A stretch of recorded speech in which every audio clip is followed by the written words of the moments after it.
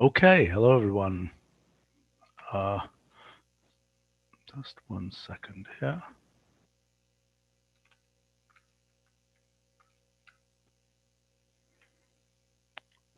Just want to.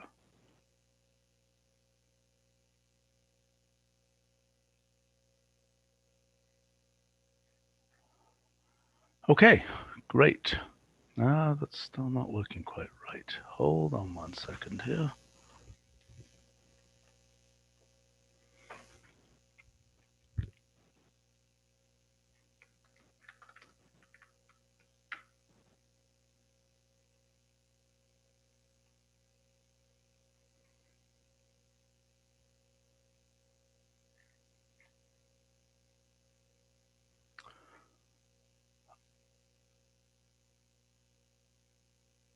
Okay, great. All right. Well, hello everyone. So today we released version 12.2 of Wolfram Language and Mathematica, and which is exciting for us, and it's now available to everybody. And I wanted to kind of take it through its paces and check out show you a little bit about what it does. For those who've been following our live streams, you will probably have seen many of the things that I'll show today being designed. And hopefully that will be interesting to people. So I wrote a post about this, just came out in the last couple of hours. And I'll be kind of going through this post and talking about different things in 12.2. This was a story which kind of reminds us of kind of the historical arc that we're on. This was something just last week. We were celebrating the 100th anniversary of the invention of combinators, which were kind of the original idea of symbolic expressions and essentially symbolic computation. And it's good to remember we're kind of part of this 100-year plus journey that has to do with sort of how we can represent computation and how we can kind of build out this full-scale computational language that we have. So it's kind of a long arc of history, and I kind of view what we're doing as, how can we make computational everything in the world? And version 12.2 is the latest story in that. All right, so let's get going. So this here is just kind of a word cloud of some of the functions that have been added, and this new version 12.2 has it's actually our biggest 0.1 release ever. We thought we had our record with 12.1 in March of this year, but 12.2 has surpassed that record.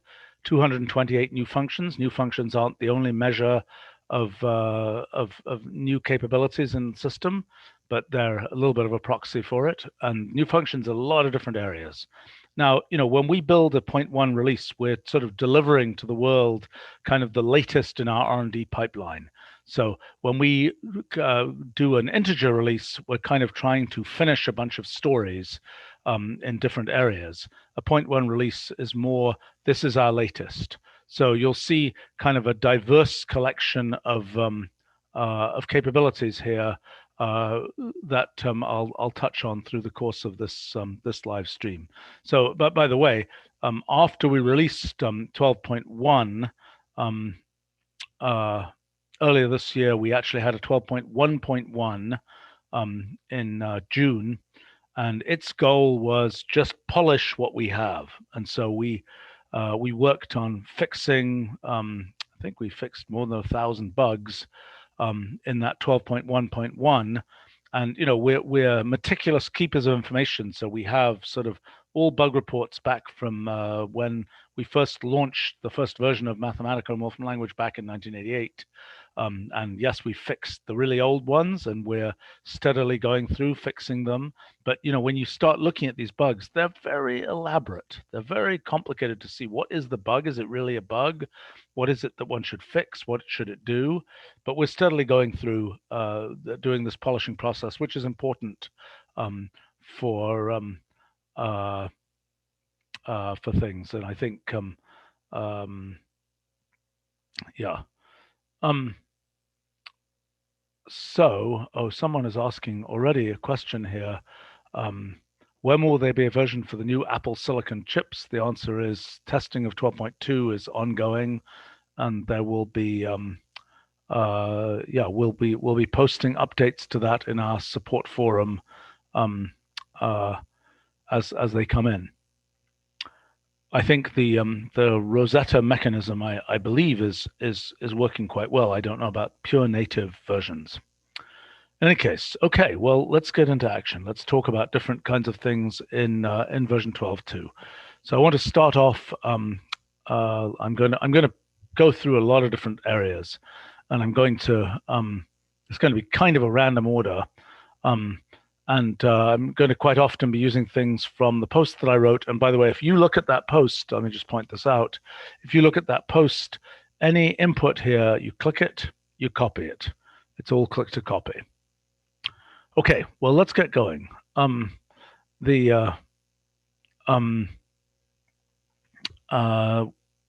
I say, a little bit of random order. We're going to jump around lots of different kinds of things. We're going to start off with biomolecular sequences.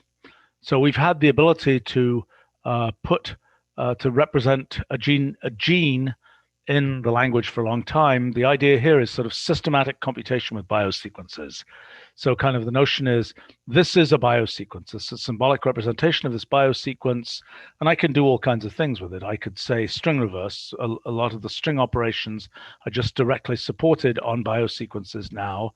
I can also do things which are much more biology specific. I can say biosequence translate, for example, on this, and that will translate that DNA sequence into peptides, there it is as a sequence of peptides, amino acids, and I could, if I wanted to, I could say, actually turn that into a molecule, so represent that as an actual thing with individual atoms. I could say make a molecule plot 3D out of that. So the idea is that we're able to deal with sort of arbitrary symbolic representation here. And I might mention that I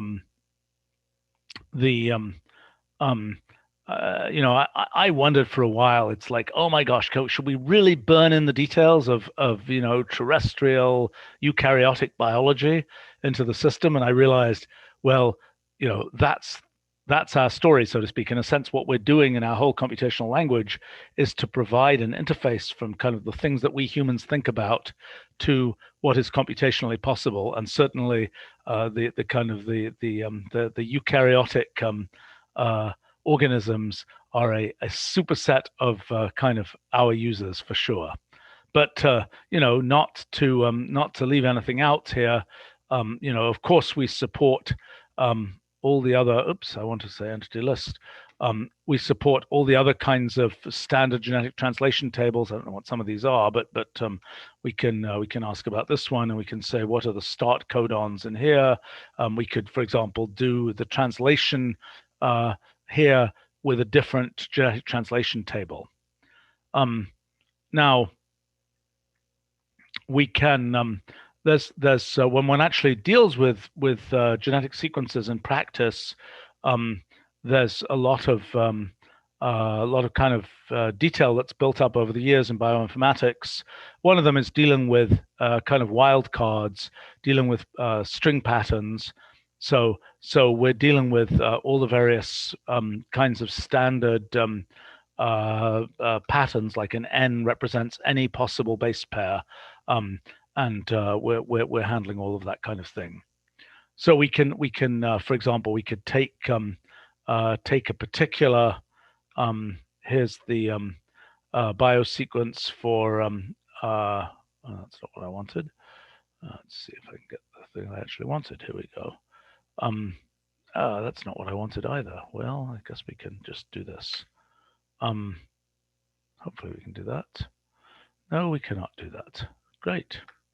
Okay. Well, let me do it a different way. So let's say I've got the HbA1 gene. That's a hemoglobin gene, I guess. Yeah, hemoglobin alpha-1 gene. Okay, so now, boy, that thing with it. somehow when I first select this, it's got the check mark selected and looking gray and weird, and that shouldn't be that way. Okay, so here we've got we're going to get this biosequence from this gene. I think we're being asked to magnify even more. I'm not sure how good this is going to work. Well, yeah. Okay, so this is the biosequence for that particular gene. If we wanted to, we could, for example, do a sequence alignment between, let's say, the HBA1 gene here, and let's do it, and the biosequence of the HBA2 gene.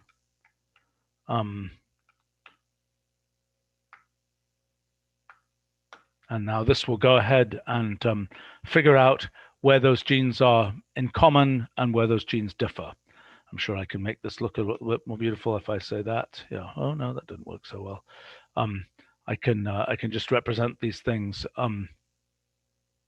Okay. So what's really nice about this stuff is it's kind of convenient symbolic representation of genomic data. I sequenced my complete genome back in 2010. I was rather an early human to do that. And it's pretty cool that I can just drag my FASTA file for, random chromosome, 250 megabytes of chromosome 1. I can just sort of drag it into Wolfram language and then start using all of our biosequence functionality on it. So that's anyway. So first area is kind of this expansion into biosequences and symbolic computation with biosequences, connecting with our chemistry capabilities, our string manipulation capabilities, and our machine learning capabilities. And we can expect in the next few versions to see more things happening with biomolecules. Okay, that was topic number 1, biomolecules. Let's jump to a completely different area. We'll jump to spatial statistics. What is spatial statistics? Spatial statistics is about dealing with data that is represented in space. So, for example, we could say, what are the geopositions of the US state capitals? Okay, now we're going to get a collection, I hope, of geopositions here. There we go, 51 geopositions. And now we can say, let's make this into spatial point data. And actually this, I realize I forgot to even mention this in the post, but one of the things that's happened in version 12.2 is a more sophisticated caching infrastructure for some of the kind of real world data that we're collecting. So this didn't ever have to get re-downloaded. This is now, at least for the time being, resident in my local machine, able to do computations on it. So there's spatial point data. So I can say things like point value plot, and that will know that because it's geodata, it will plot those points on a map. But we can also say now, I want the spatial point data for this, but I want it restricted to, I want to treat this as a statistical distribution whose domain is the US. So I do that. This will now restrict us to looking only at points. What is going on here? Only at points within the US. There we go. So now we can start saying, let's say that thing there is just capitals. Now we can start asking about statistical properties of this spatial distribution. So we can ask, what's the mean point density of those capitals?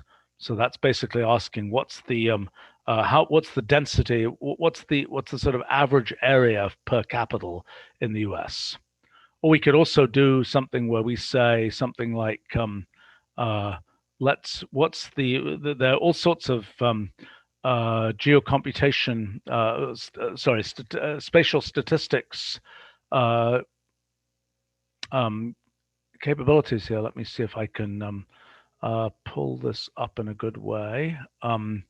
Let's go ahead and just say we want spatial statistics here.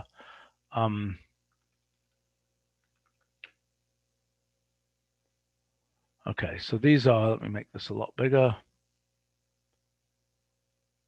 these are the new functions that we've added for doing spatial statistics. So there are all kinds of sort of special statistical computation functions relevant for spatial things. Like, for example, here we're asking what are the nearest neighbors? What's the distribution of nearest neighbor distances for all the capitals? And that will give us this point statistic function. And for example, we can now plot what is the distribution here. So let's say quantity R in miles, let's say. Let's plot that as a function of R from, let's say, 0 to 400.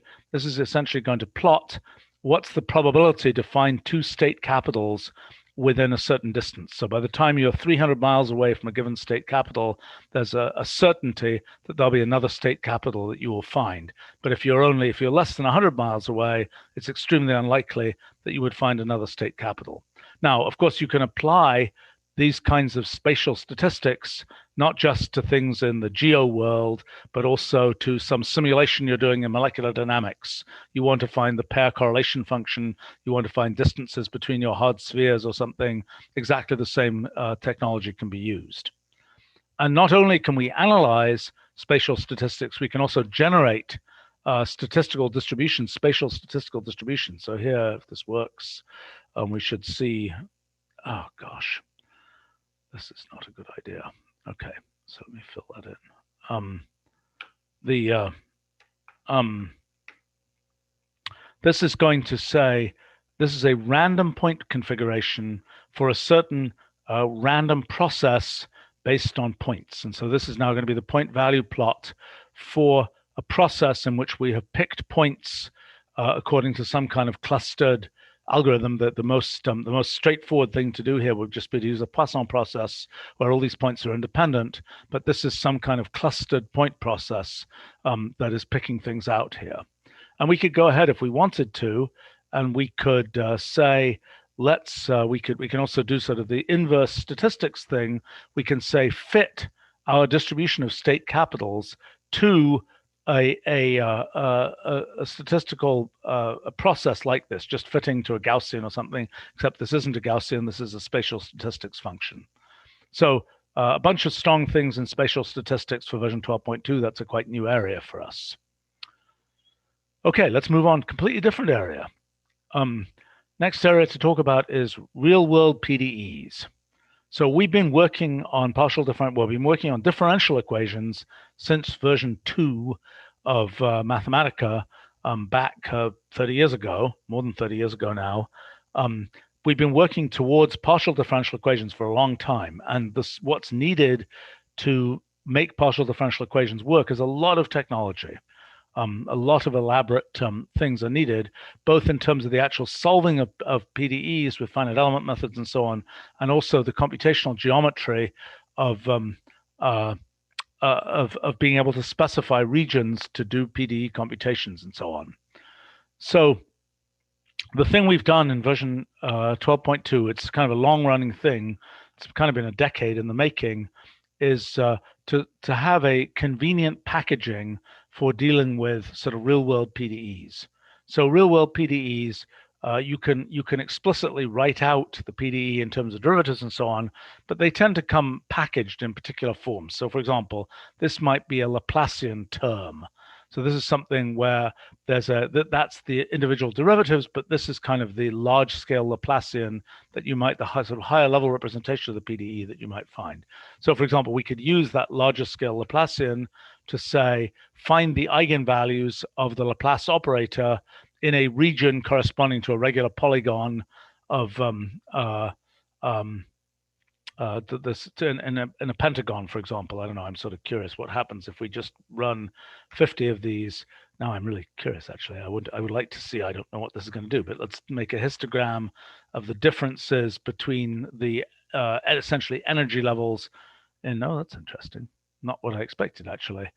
Maybe that's obvious. Maybe that's totally obvious. In fact, I should know that. That's Weil's law for the density of states function. That's just saying that a regular pentagon is a two-dimensional object, and the leading term in the density of states function is a quadratic term representing the area.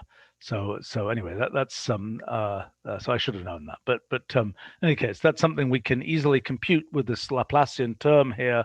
We can be computing what are the eigenvalues of the Laplacian in a regular pentagon in that case. And here's a more elaborate example. Let's hope this works and doesn't give us a silly thing. Oh dear, dear, dear. Let me see whether I can get that to just read in there. Oh yes, I can.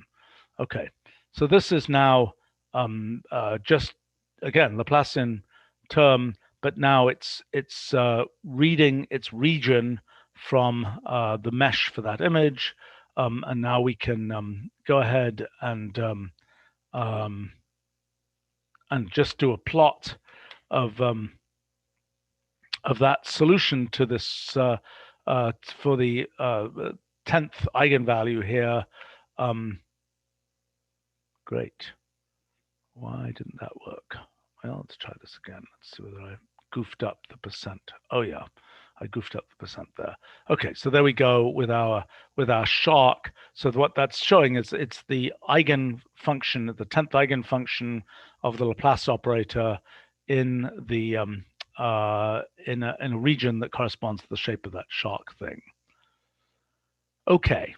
Well, when you're constructing PDEs sort of in the real world, there are certain kinds of things that commonly appear, like diffusion is a common kind of thing to see in a PDE. This is a isotropic diffusion in this case in 3 dimensions. We can also say, you know, let's make something with a Helmholtz operator in our equations. There it is again. There's a 2-dimensional one. But what's convenient here is I just say, oh, I'm going to have a diffusion term. And then that's sort of compiled into this lower level representation in terms of actual derivatives. And if you want to, you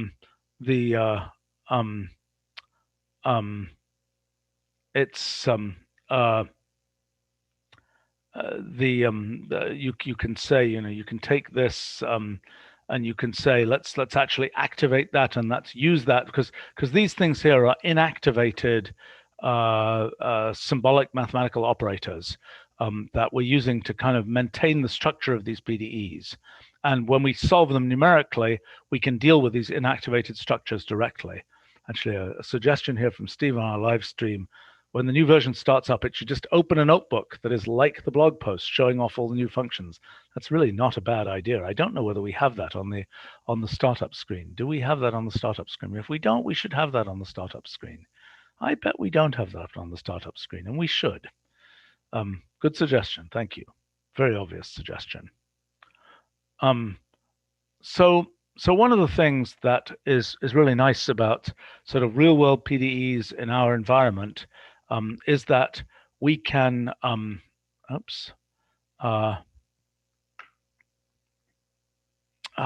is this happening?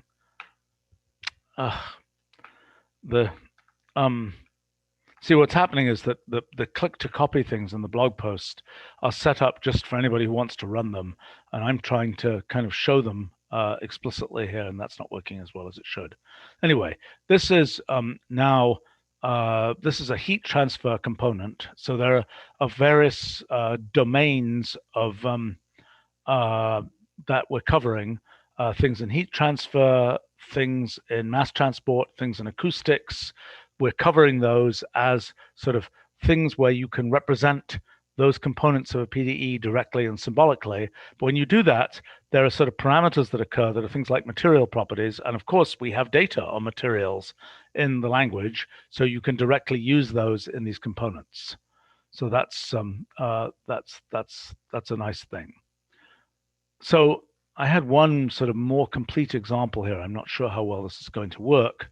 It's kind of a funny story because back 11 years ago, I realize now, I was having tea with our lead PDE developer, and I'm like trying to understand the roadmap of what we're doing, and I end up picking up a teaspoon and saying, when are we going to be able to model the stresses in this teaspoon easily? And it's like, well, it's kind of a long road from here to there. But the good news is we're there now. So this is what it would look like. So this is representing the stress equations. That's a stress tensor there in the form of our using our new PDE term capability. And so now what we've got to do is represent our spoon. And what we're doing here is we're representing various boundary conditions for the differential equation and we're representing them in the region corresponding to the spoon. And now we're actually solving the differential equation here. So using finite element methods and so on to solve the differential equation.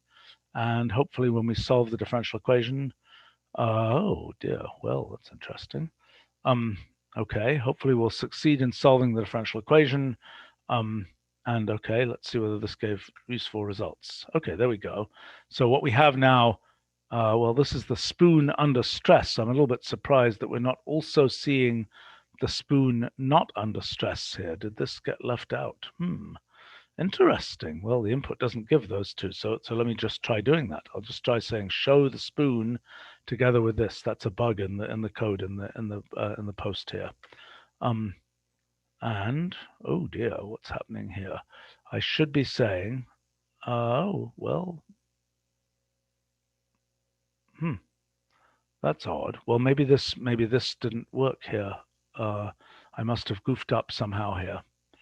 In any case, the main point is that it is rather straightforward to specify this stress analysis problem using the sort of high-level PDE representation and compute with it. I think here's an example. I could probably I had in the post here an example where we have an hope I can get this here. Yeah, there we go. Where we're explicitly animating the results of the solution to PDE. And by the way, we've got one of the things that we've got is a very large collection of detailed sort of monographs about these different kinds of computations. So we've got so this is kind of hundreds of pages of information about the use of these particular kind of high-level PDE representations. So kind of bringing high-level PDEs directly into our language.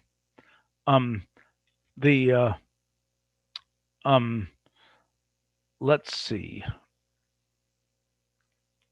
Well, let's go on to the next item here. I see some questions on our live stream here.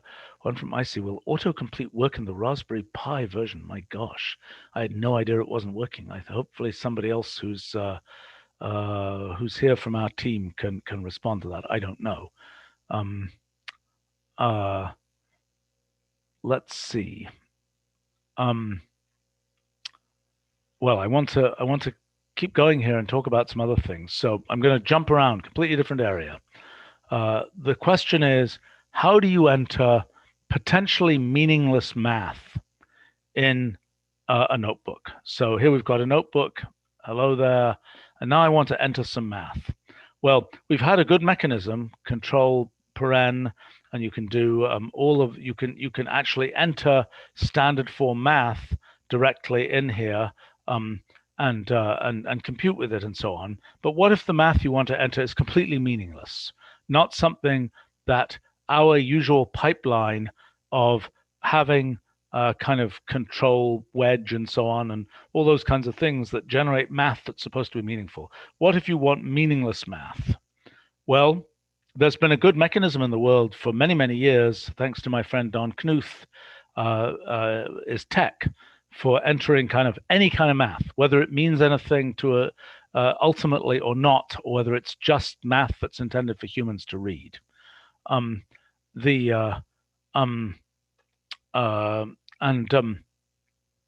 the thing we now have, type $, and you can do this both on the desktop and in the cloud. And now you can type, I'm not sure I'm a great expert in remembering how to do this, but you can type things directly in tech here. As soon as you type return, it'll turn into standard Wolfram language boxes here.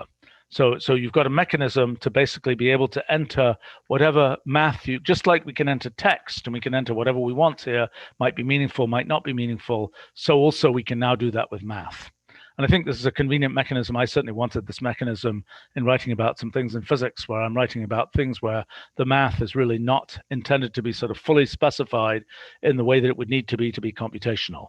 Now, you can also do the control dollar type thing in directly in an input cell, and I could say something like this. And when I do that in input cell, we can attempt to recognize that as a piece of traditional form input. And in this particular case, we did successfully recognize what this is.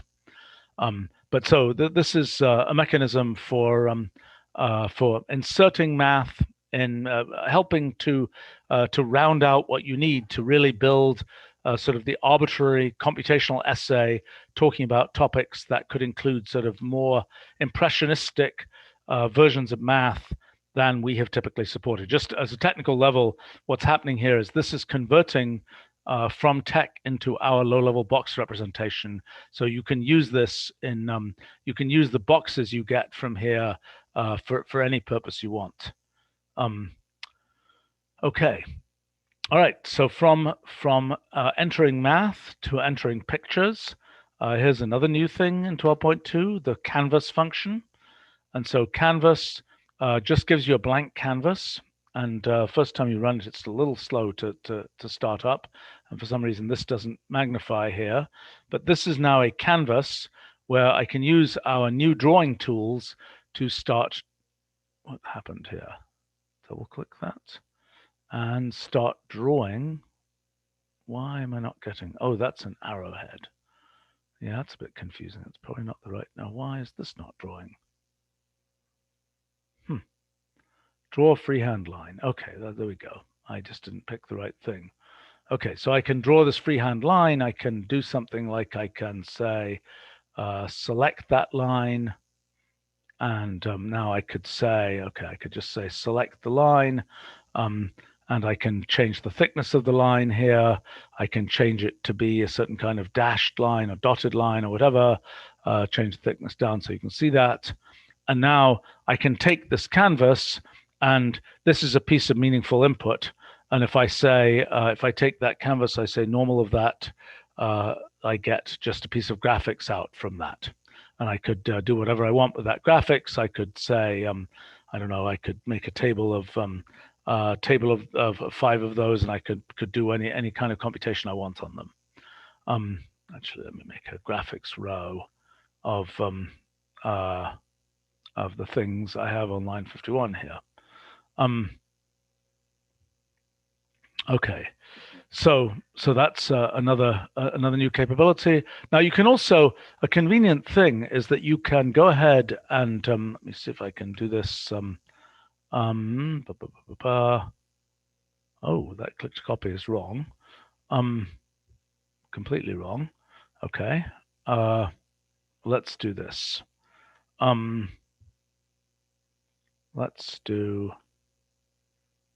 Let's say geographics here of I don't know what. Let's say, I think we did this Apollo 16 landing site. This reminds me of that thing we were involved in last year with the ill-fated Israeli lunar lander. But anyway, so this is, I've now created a canvas where my background is that image of the moon, and where my foreground is this thing that is my is that circle. And now I can go and start doing things with that circle. Like I could increase the thickness of the exterior. I could change the color here. I could do all kinds of things here. But I'm doing that on top of this background. So I'm sort of tracing on this background, and then again I can just get that as a piece of graphics, for example, to use in the system. So another capability. All right, related to that, I can also go ahead and different kind of drawing. This one is for molecules. So I can, okay, that's wrong, by the way, guys. In our post, we've got a thing that says entity caffeine. That's incorrect. It should be saying molecule of caffeine, for example. We get a molecule, and now we can say of that molecule, we can say something like molecule draw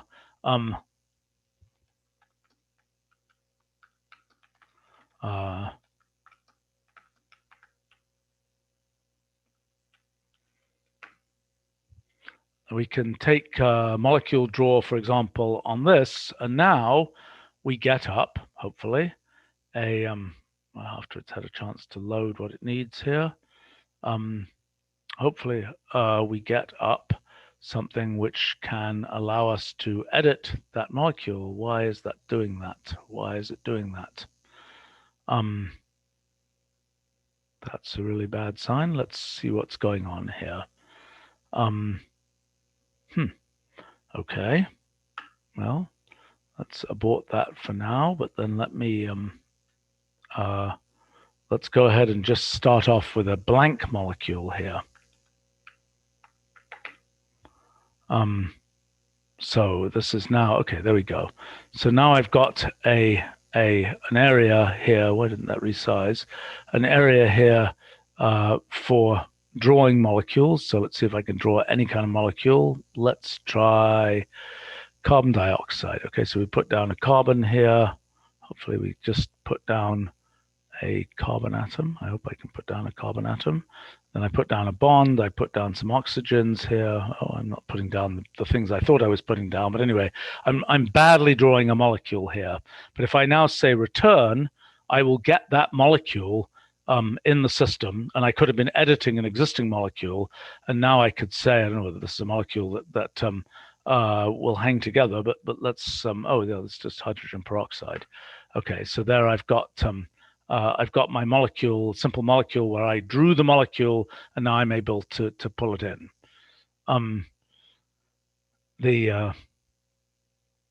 Okay. By the way, I have an answer here about the autocomplete on the Raspberry Pi. The answer is we turned off autocomplete on the Raspberry Pi in previous years because Raspberry Pis weren't fast enough to really support autocomplete. Now that there are faster Raspberry Pis, we'll re-examine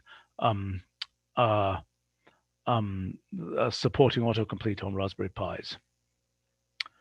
Okay, well, continuing from drawing of diagrams and molecules to a completely different topic, math. So, you know, we've been sort of expanding the domain of mathematical computation for a third of a century now. And every version, there's new things that we put in. This version, we are continuing our foray into special functions, particularly with ellipsoidal harmonics and Lamé functions. And so this is sort of a Lamé function that's a sort of an ellipsoidal generalization of a sine function.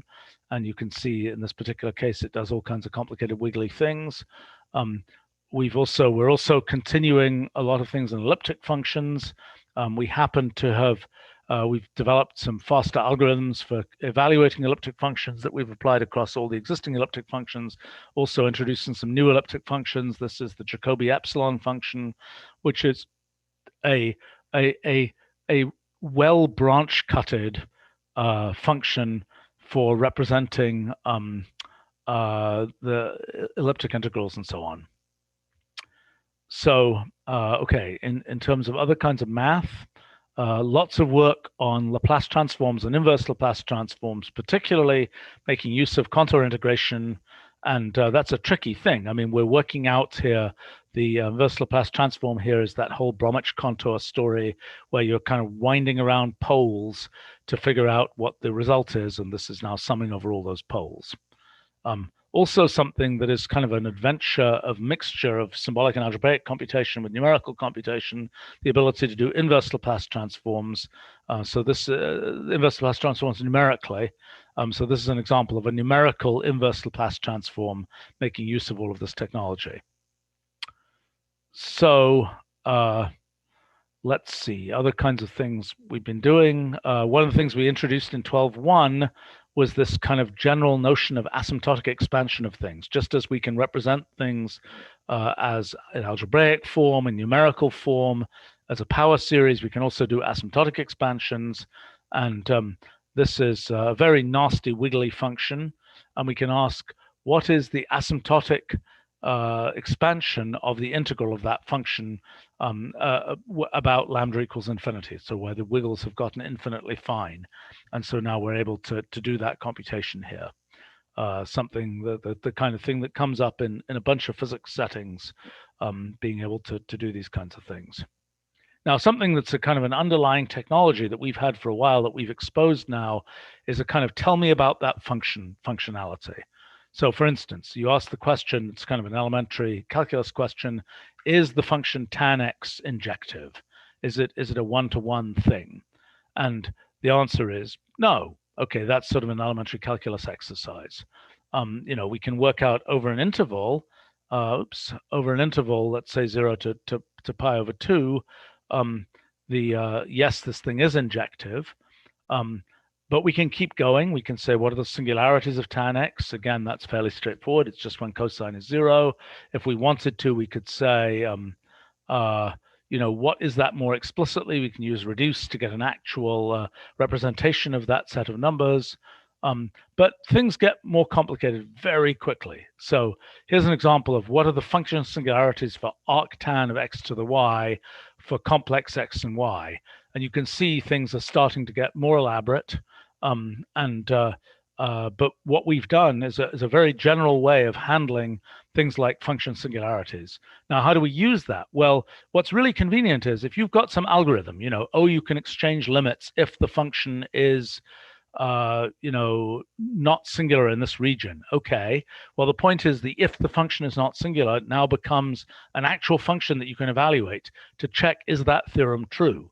And so we've used that internally a lot. For example, that inverse Laplace transform thing that I just showed you makes a lot of use of that. Just where is the function meromorphic, for example?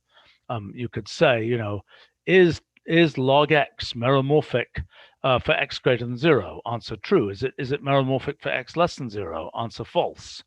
That's very important for knowing where do you get to route the contours in the complex plane to do inverse Laplace transform. So it's kind of a new thing that we've been able to make algorithmic, is this sort of answering a question about functions like this. And we make use of it even at the level of plotting. So for example, here, take that arctan of x to the y and say I want to make a 3D plot of that. It's kind of a complicated thing, but there it is. And it's nicely plotted with nice sharp edges here because we were able to do that symbolic analysis using the spine singularities mechanism and so on to be able to figure out where the singularities in that function exist. Okay, well, continuing, slightly different direction, let's talk about video. So in version 12.1, we started adding video to the system, and you can now directly have video, you can directly manipulate video. What we've added in version 12.2 is kind of this video generator mechanism. So here what I'm doing is I'm saying, make 4 seconds of video. Okay, I'm generating video frames here. Make 4 seconds of video from this thing with a parameter hash in here. Okay, now actually we will be able to put these videos directly in notebooks. We have not switched that on by default in version 12.2. For the next version, we will probably have that on by default. You can switch that on if you want to, but this is the video we just created there. Okay, so it was very straightforward to create this video, and we can do all kinds of things to this video. I mean, for example, let's say, audio capture, hello, this is the audio track of my video. Okay, there's my audio track. I could just to prove that there's actually something there, I could say, if I wanted to, I could say, audio plot that audio. Okay, great. Now I can say video combine of that video that I had on line 17 together with the audio that I had on line 18. And now I will have, what happened here? Oh, whoops, my mistake. You can combine many things here. So that now is a video with soundtrack that I just created. Okay, and if I wanted to, I could say, well, actually, why don't we do this? Why don't we just say video frame list of this? And I think let's say I say, give me 10 frames from that. So that will now pick out from that video 10 frames as just images from that video. And if I wanted to, I could take a video that I got from anywhere, the web or whatever, and I could do all kinds of video editing operations. I could video split it, et cetera, et cetera, et cetera. So an interesting thing that I can do is to actually apply operations on the video. So for example, I can say video map, and here what it's doing is video map is looking at every frame of the video and taking the image of the frame, and in this case, the timestamp of the frame. So let's take the video on line 21, and let's say video map of that. And so what that's now going to do is it's going to apply, okay, it did it quite quickly. And now if I say, well, I could play this thing if I wanted to. And now what I should see is a video, which was my original video, but now every frame it's successively blurred, okay? So I was able to just process that video with an arbitrary function here running on each of the video frames to generate a result there. And oh, I don't know, for example, I could say, let's do this. This is a thing that will compute. This is now another computation being done on the video. It's saying, look at all the frames in the video and find for which intervals of time is the number of dominant colors in the video less than 3. So I got these 2 time intervals in that video which had that property, and I could then go and extract those pieces of the video and so on. So lots of kinds of capabilities for that. And in general, with videos, there's sort of 3 things you can do in terms of you can do video map list, where you can do video map, which maps videos to videos. So I take a video, I get a video out. I could also, if I wanted to, I could say video map time series, and that will give me a time series out, which has a certain set of data points. Each of those data points is a video frame, and I can then do analysis knowing the sort of actual time, so to speak, of elements in that time series. So for example, here I could say something like, oh, I don't know, I could just say for that time series, I could just actually say, actually, why don't I do this? Why don't I just say here, why don't I say length of dominant colors of that blur,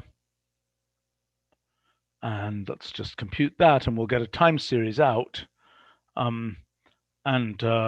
Then I could say, for example, DateSelect of that time series, hopefully, and that'll show me the number of dominant colors in the successive frames of that video, in that case showing it to me marked off by seconds in the video.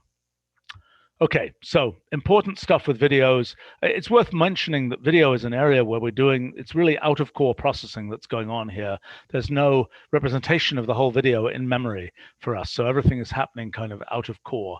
And that means that we can readily process, a 1-hour video, and we are routinely doing that. We've been doing that for a little while, actually, processing our videos and putting back the results and so on our websites and such like. Okay, so another thing, in addition to video, another thing that we've added is sort of lightweight video, just having animated images. So these are things that are directly in the notebook. And okay, there we go. So it's generating a bunch of raster images, and now this is an animated image that's just directly in the notebook and just plays in the notebook.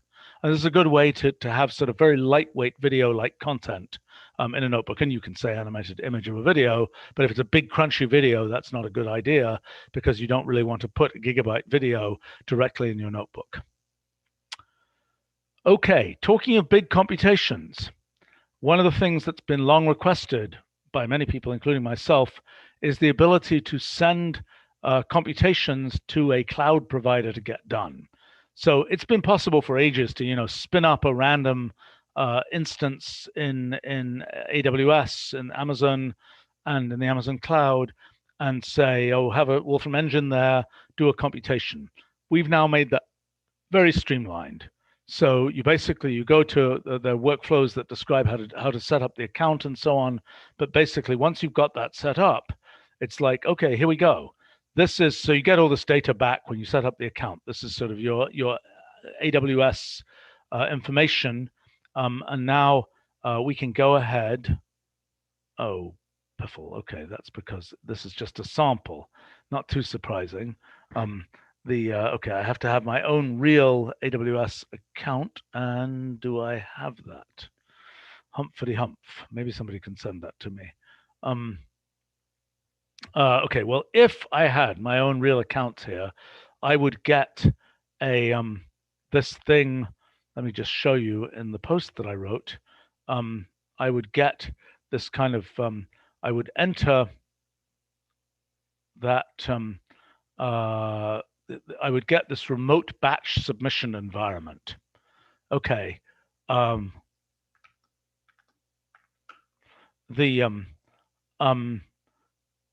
that is an environment into which you can submit jobs. So for example, here, stop this, it's driving me crazy. Into here, I can just say remote batch submit of, and then a piece of Wolfram language code.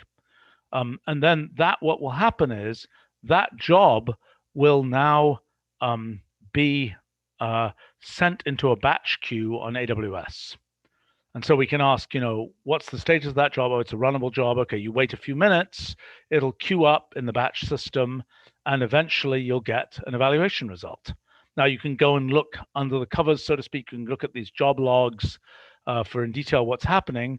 When you go and set up, you submit the job, you can request things like, I'm going to run on a GPU, I want 1 GPU, I want this kind of, depending on how your account is set up, you can get a particular configuration.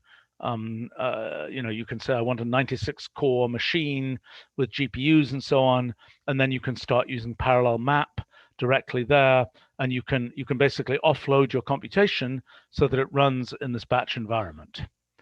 Now, actually, we're supporting, in this version, we're supporting 2 batch computation providers. One is AWS, the other is CharityEngine. CharityEngine is a network of computers of just people around the world who are putting their computers up for having jobs be run on them, whether they're we can tap into that, and that's an even lower cost way to run large-scale jobs. And actually, I look forward to using it myself for some computational universe searches that I hope to do in the near future. And that will be just a remote batch submit onto CharityEngine of a piece of code, and then goes off and runs on a network of close to 1 million machines around the world are available through that cloud provider. So in addition to just run a particular piece of code in a batch mode, you can also use remote batch map submit, which will do the equivalent of a parallel map. It will map across a whole bunch of different pieces of a computation and put them on different machines and batch them up. And it'll manage collecting the results from all those batch jobs and bring them back in again. This was, what is this? This is doing a web search. See, unfortunately, I can't run this right now. Maybe I'm about to get the information about how to do that, if I'm lucky.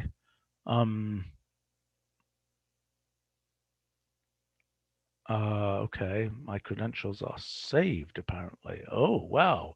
I could have just been running this. Well, you see, it's very convenient. I should have said that. The credentials get saved. So let's see if I can just do this. No.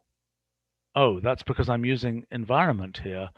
But can I just do this without that? Default remote batch submission environment. Well, apparently not. Let me see whether I can pick this up.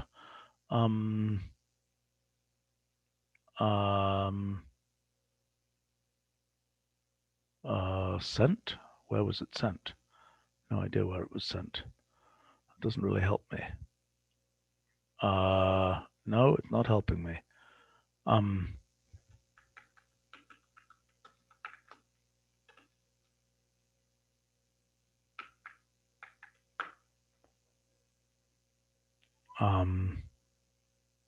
Nope, I don't think so. You didn't send it to where you thought you sent it to.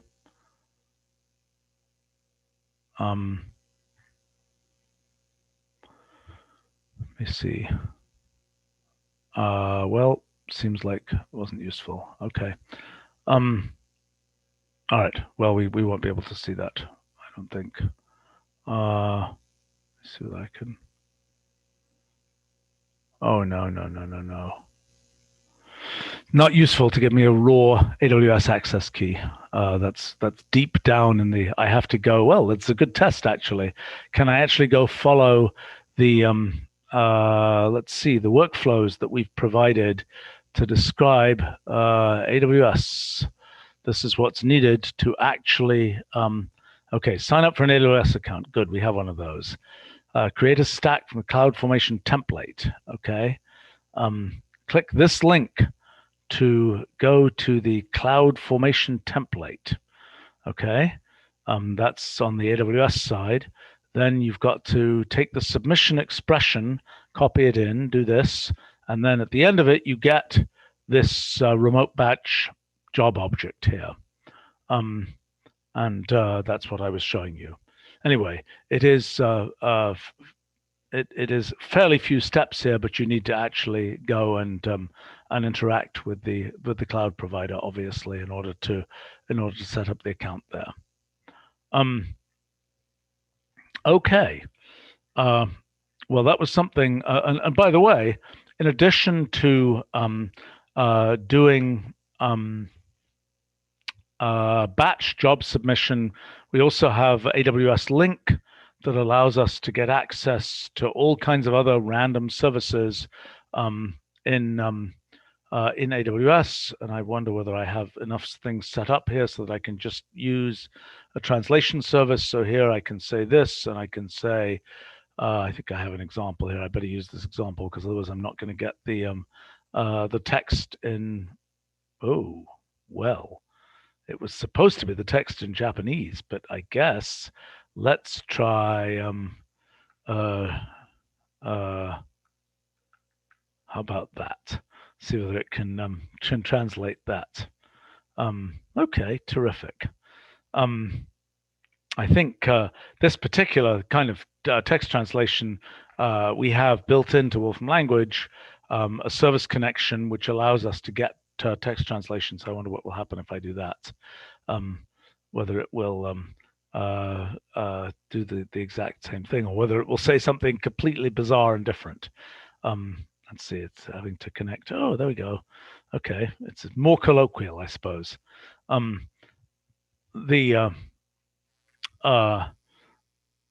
Great. Well, okay, so that was a little bit on interacting with cloud providers. I should, by the way, emphasize that with version 12.2, our cloud has become ever more robust and ever more capable of taking something like this notebook and being able to have it uploaded to the cloud and work well. In fact, why don't I just do that just for fun? So I'll say publish to cloud, and this will take this notebook, and I can say publish. And now it'll go crunch, crunch, crunch, because it's a fairly big notebook. But we should be able to get a, there we go. This is kind of a cool new feature. We got a barcode there. So if you're giving a talk and you say, here's my, here's the result. Oh, why didn't that get bigger? Oh, there we go. Here's all the things I was doing in this talk. Now you can go and see them in the cloud. Well, you can just put up this barcode, and people can go on their mobile phones and just go to that barcode position, but go to that URL and get and be able to get to the notebook. So I guess if I do that for the notebook I just created, here's this notebook. It takes a little while to cache behind the scenes. All of the stuff that's been done in this notebook is being cached so that it can load just as essentially pure HTML. And so what will happen is you can publish this notebook. It will be available to everyone, and then they can. And the goal is to have this notebook kind of load as efficiently as HTML, so that people can immediately find it on the web, and then if they want to, they can take this and they can interact with it here and rotate things around and all that kind of thing. But if they want to actually edit it, they just press make your own copy, and then they can get their own copy and start playing around and editing this. So that's kind of the mechanism, and we've worked hard to make this really robust as of version 12.2. So you can really take the work that you've been doing on the desktop and expect it to run unchanged, expect it to run in the cloud. So let's see, it looks like I do now have some information here. Let me just do something here. I do now have some information on, okay, here we go. All right, so I have the batch job submission information, so I can actually go back here. Let's see if this works now. So now I can say remote job submission with my environment here, which I just defined, and hopefully initializing, okay, uploading the job to the cloud. And there I have the remote batch object, and now I can go and say job, and I can ask what's the job status. And this is not really a good thing for a live stream because oops, that's not what I wanted to do. What did I want to say? I think it's job status. Not really a good thing for a live stream because it'll take 5 minutes or something, or however long it takes right now for this job to actually get run in AWS. I can probably look at the job log here, see what's actually happening, or maybe that won't have started up yet because the job isn't ready yet. Let's see, missing, not available yet. Okay, so there isn't actually a log yet from running the job until the job is picked up on an actual machine at the batch computation provider's facility, and starts running. And I could like keep talking here and we can see what's happening. I think it's okay. It still just says it's runnable. We'll come back to this and the job will have run, and I can show you what the results look like. All right, onward to a different topic. So next topic is about visualization. So one of the questions is, you've got two-dimensional data, great, you can visualize it. You've got three-dimensional data, okay, that's not bad either. What about 10-dimensional data? Actually, I see a question on live stream here about something that I was going to mention earlier. Let's just have a quick look at that. That's another visualization thing, actually. That is a there we go.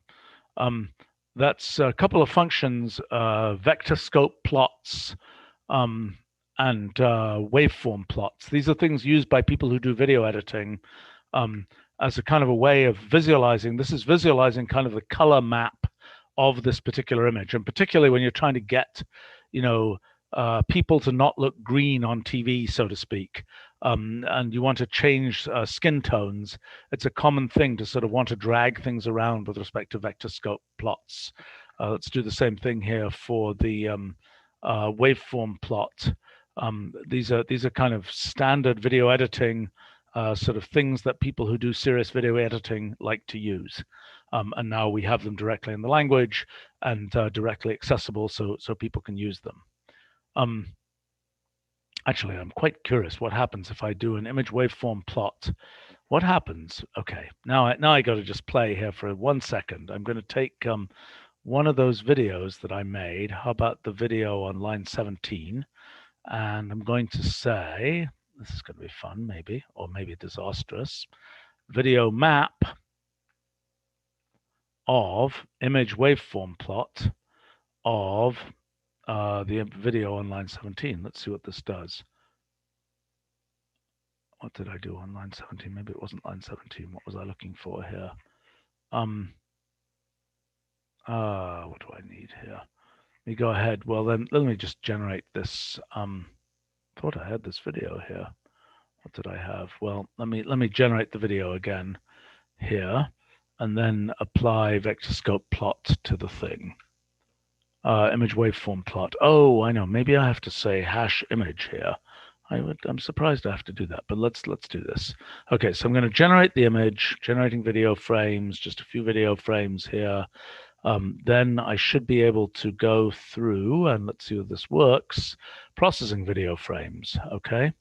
So this is now making a a waveform plot from that video that I made earlier. And come on, drama or not, as the case may be. Let's see what kind of video it makes. Okay. All right, let's go ahead and, oh, look, this is looks very kind of science fiction-y so far. Okay, not that exciting. All right, so this is showing kind of what you would need if you were a video editor to kind of do color correction and so on that little video that we had. Okay. All right, I was going on talking about visualization in general, and the question is, you want to visualize 10-dimensional data, should you do it? And so something we've added is what we call ParallelAxisPlot. So this is essentially a single 10-dimensional data point. And what we're doing here is we're showing, sort of taking each dimension and unrolling it and showing what is the value in each dimension of that data point. So now let's say that we have, 3 data points randomly chosen. Okay, this is now showing for our 3 data points, what are their sort of values in unrolled into 10 dimensions. So let's take a more realistic example. Let's say we take, okay, these are properties of elements. It doesn't look as beautiful as it usually does. We're downloading all those properties of elements. So now this is a plot that shows us for all chemical elements, it shows us the atomic mass, the atomic radius, et cetera, et cetera, et cetera. So here we can get some sense of what's happening, even though this is a whatever it is, 7-dimensional space, we can get some sense of the kind of correlation of data in that 7-dimensional space by using this parallel axis plot. And we can do the same kind of thing here. This is a radial axis plot. Sometimes these things are known as radar plots or spider plots. That's the same kind of thing. You get a little bit different information about the chemical elements from this kind of radar plot, but again, it's showing you sort of the unrolling of many dimensions here. You know, you can do that for all sorts of data. This is oh boy, it doesn't look very good without having turned it into, well, here, let me just do this. Let me say, well, this is just, usually these would be nice yellow boxes. Okay, so this is showing comparison between median house price, sales tax rate, median income for 4 cities in the US as this kind of radial axis plot. Okay. So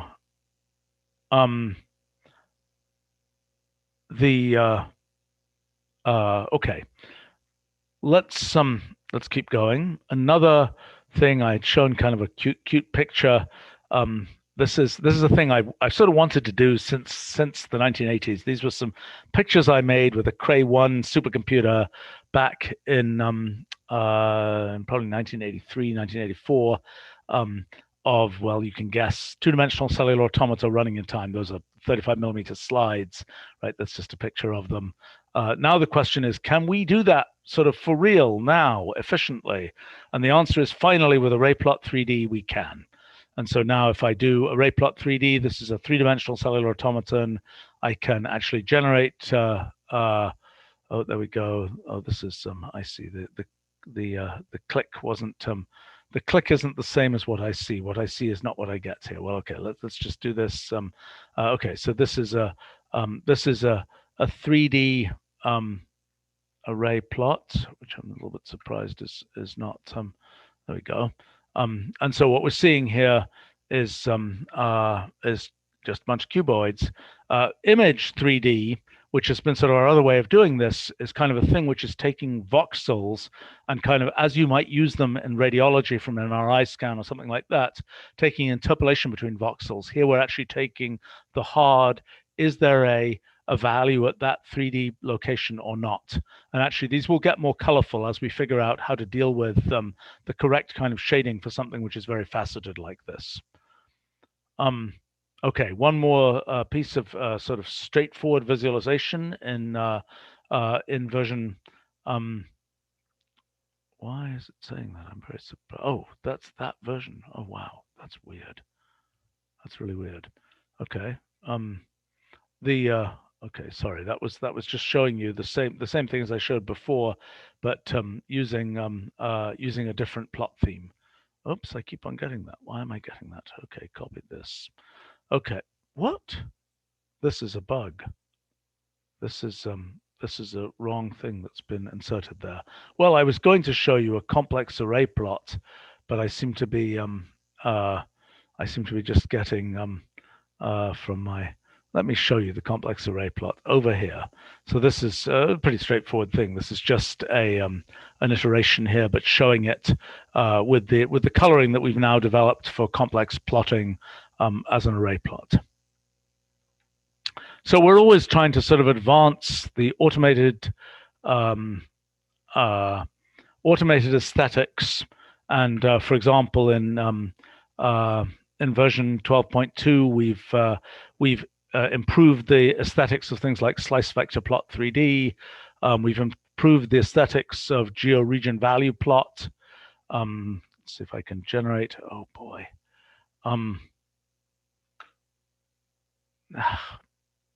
I don't know why that's happening. That is some confusion. I don't think that's our problem, so to speak. I think that is a problem of wow, what on earth is that?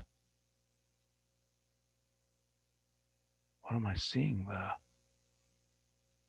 That's just totally weird. Okay, let me just try something here. Europe. And now I just say, what is that?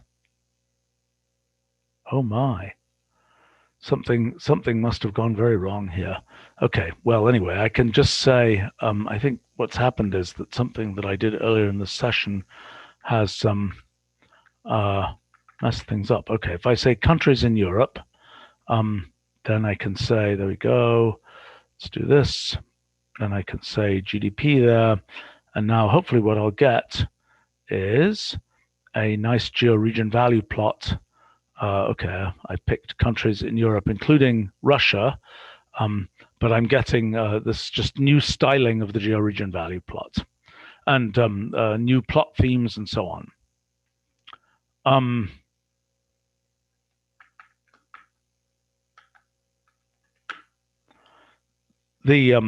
Okay, another thing we did in version 12. What the heck? Okay. In version 12.1, we added things like hatch filling as a way to get cross-hatching in a circle. Now we've added linear gradient filling. These are all things which are kind of in service of more elaborate visualizations. So here, for example, is what I would get for this is just a nice way to do filling with variation of colors. Another type of thing added in 12.2 is conic gradient filling. So that allows you to make these kind of sort of color rosettes in an easy way.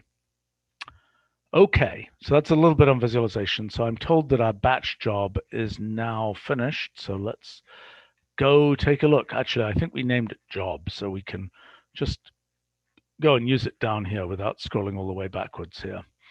So let's say job, and then let's say job status, and hopefully it will say succeeded. Okay, so now let's say job, and let's say evaluation. Let's ask for the evaluation result. So this is how we would get the evaluation result. Now we could have had our job email us or something like this. Okay, there we go. It's a net chain. It just trained that neural net. And if we want to, we can see what was the low-level thing that actually happened during that job being run. And this, gosh, this reminds me of the system I used to use where you would submit jobs on cards, and you would get a line printer output of what had happened. That was a while ago. That was 1976. But anyway, this is the modern. This is 1976, all modernized. And here we've got some printout from that training and information about our job as it was run, just like in 1976, except now it's running in the cloud, and it's all symbolically prepared, and the code is running Wolfram language code, and it's all much more modern. But this same kind of thing as you might have seen on a line printer here, and now you can get that to kind of check what happened in your system. Okay, talking about modernization. Let's one of the things that we like to do is to make language sort of ever more elegant, so to speak. And something, one very commonly writes things like function x comma x squared. For a long time, we've actually had the ability to write that in a more elegant syntax, but now we're kind of mainstreaming that. So if you type vertical bar dash greater than, you will get that symbol, which is the function symbol, and that is now equivalent to function xx squared. So you can write some very beautiful looking code where you kind of use this sort of mathematical notation for functions just absolutely directly in your code. So you can say things like, give an option, give a same test option, where the same test option is this function that you represent in this way. So that's nice. So another new piece of syntax is the apply to operator. So if I say, result equals 10, and then I want to say, I want to apply f to that result. So we've got this new operator, / equals, and / equals simply takes res and sets res to be f of res. So now that's that. So this is a way to, if you have a sequence of operations on a sequence of lines, instead of saying res equals f of res, you're just saying res / equals f. And it's a convenient way to build things up. And particularly as we move towards what we call percent modernization, of being able to deal with current lines in a more robust and streamlined way, that's something that will become increasingly nice.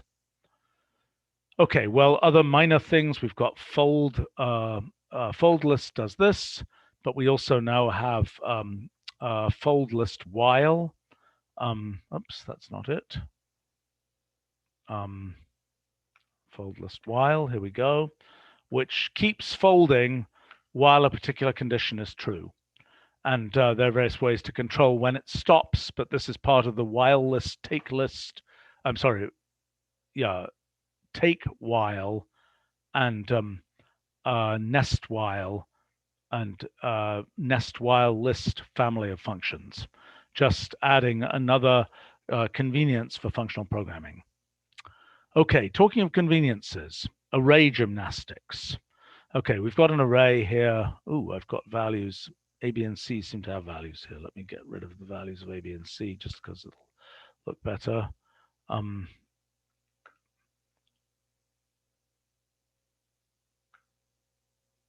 Oh dear, all sorts of things have values. What did I just do? Do I have to say, well, I can say clear A, B, and C. It shows how very, very rarely I use actual variables in our system. Let's see, what do I have here? Oh no, it's X, Y, Z that had values. Okay, whatever. All right, so there we go. So now we've got this this little array. So now, if we say map f onto that array, people who know our language know that that will map f across the rows of that array.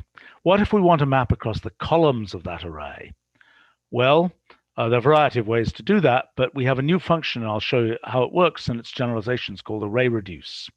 And what array reduce does is it reduces an array across a particular dimension. So by saying reduce this array across dimension 1, it's saying essentially apply f to the columns of this array. Okay, and if I were to reduce the array by f on, if I were to reduce out dimension 2, that means I would get f applied to the rows. Okay, so let's try to understand this a little bit better. So let's imagine that we make an array. This should be an array that is a 2 by 3 by 4 array. Okay, so if we say, what are the dimensions of this array? the dimensions of the array will be 2 by 3 by 4. Okay, so now let's say array reduce using F to array and reduce out dimension 1. Okay, what is that going to do? Reducing out dimension 1 is going to take that array and make it into a 3 by 4 array. It's going to reduce out dimension 2. Reduce it out by combining all those things which are paired together in dimension 2. In dimension 1. So 1 and 13 differ only in dimension 1. And so because we're reducing out dimension 1, those two things get put together in the F. Okay? So if we were to go and say array reduce this, comma 2, it would reduce out so it would be effing together, so to speak, the elements that are in on dimension 2 in this 2 by 3 by 4 array. And so the result here should be exercise 2 by 4, a 2 by 4 array, because we reduced out the dimension 2, which was of size 3. Okay, well, the basic point here is, what might F be to make this all be very useful? Well, F might be, for instance, total, or F might be, for instance, mean. And what we'd be doing here is we'd be saying we've got a bunch of data, we've got a bunch of different parameters, we've got this whole array of data arranged according to all these parameters. Now we want to aggregate across some parameter, or take the average across some parameter. This is the way to do that. And it's a really very general thing. So we could, for example, as well say reduce both dimensions 2 and 3. So basically crush that subarray, crush out the dimension 2, dimension 3 subarray to get this result. Or we could ask to do that separately for dimensions 2 and dimensions 3 and so on. So if you're into tensor manipulation, you can think of this as a sort of big generalization of tensor contraction, or the Einstein summation convention and so on for tensors. So this is something useful for doing all kinds of data science operations. And you can always do these things using map and transpose and so on, but this is a very convenient, and I think after one gets used to it, a very easy to understand version of how that works. Okay, talking about writing code, something very straightforward. We now have a thing called echo label, which just allows you to echo things, giving a label. Now, you could always do that with echo, but the whole point about echo label is it's an operator form. So you can just, I'd say, I don't want to echo this. So, okay, just delete that piece of code. We don't have to edit anything else. You just delete out that piece of code, and there you get the result. So similarly here, I could put this in, actually, let me put this in differently. I could just insert echo timing. I could have just had this thing that just says length of permutations, but now I can say echo timing here. And now what this will do is it will show me it will echo the timing of those operations. And still, the way all the echo family functions work, they are just giving their values, but have the side effect of echoing what's going on. We also have echo evaluation now, which shows you, shows you evaluations. And if you nest the evaluation, you will see here's 3 echo evaluations nested within each other, and you'll see it. There's the input, input, input, output, output, output. So this is a convenient way to see things, and you can combine these together. So you can say, give me timing and evaluation results for this particular list. Okay, all right. So that's on to sort of watching how your code runs. Now,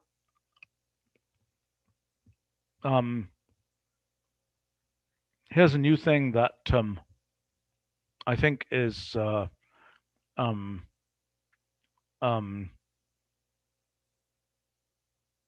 important for making code robust and elegant.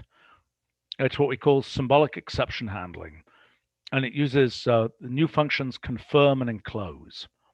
Okay, so the basic question is, you've got a piece of code, something goes wrong in your code, how do you unwind things? So let me explain how enclose and confirm work. So what confirm does is it just confirms that something is okay. And if it's okay, it could as well not be there. But if something is wrong, it will stop, and it will basically stop the execution of your code, and it will be thrown out to the nearest enclosing enclose. Okay, so in this case, nothing will happen. It will just, the confirm will just say, oh yeah, Y is fine. And I just confirmed that, and I get the result. Enclose says there's nothing for me to enclose. It's all good. Okay, but let's try this case here. Let's say that confirm is fed $1 failed. And confirm has certain kinds of things that it thinks of as failures, like a failure object, a missing, $1 failed, various other things. That's its default version of something went wrong. Okay, so in this case, what will happen is the confirm will not confirm itself, will not get confirmed, and that will cause this to stop running. And then to just go back here and say the enclose will now just be a failure. Okay, so for example, let's say I echoed the X and I tried to echo the Z here. What we'd see happening is the X is echoed, but then the confirm doesn't confirm. It exits and goes to the nearest enclose. Okay. Okay, how do you use this? So this really gets much more useful as your programs get bigger. But let's do a simple example. So let's say we have a function that says add2. Okay, and we put inside the add2 an enclose and a confirm. So add2 of 5, it's all good. If we say add2 of missing, what will happen? Well, what will happen is that it will now return a failure object. Now notice, we could have done this by saying, if X is not a number, then blah, blah, blah, blah, blah, blah, blah, blah, blah. But here what we're doing is just confirm what the X is. Okay, if it's not good, throw this failure, enclose that failure because we don't want it to propagate out of the add2 and just propagate it back as the value of the add2. Okay, so in the confirm family, there are a bunch of related functions. So for example, there's confirm by that says put in a test. Confirm by, is 2 a number? Yes, it is. All good. Okay, let's change that. Let's put an X in here. Is that a number? No, it isn't. So it fails and it goes to the nearest enclose. So let's do a real example, a slightly more real example here. Let's have a function called world, whose sole function in life is to confirm that it has a string and then add world at the end of that string. Okay, so if we now say world of hello, it will happily say hello world.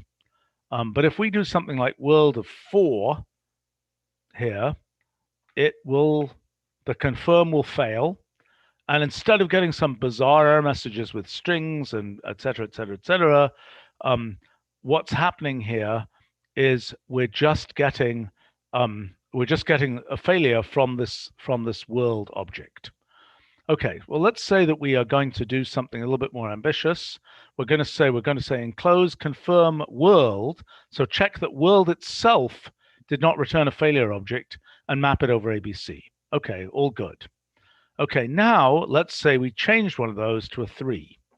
Okay, what's going to happen? Well, what's going to happen is the inner confirm here is going to return a failure object, and that inner confirm is going to propagate out to this outer confirm, which is then going to return failure, and then you're enclosing the whole thing here, and you get that result. Now, of course, if I'd enclosed something different, if I just enclosed the individual confirm, then I would only get a failure there.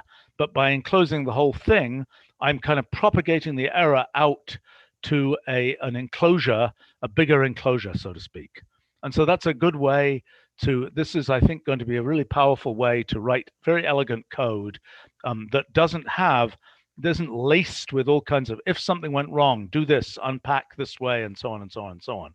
It's a way so that you can just put this into your code. You can sort of sprinkle confirms in your code, put the enclosures in places where you can deal with a failure, and then have your code be able to be robust that way.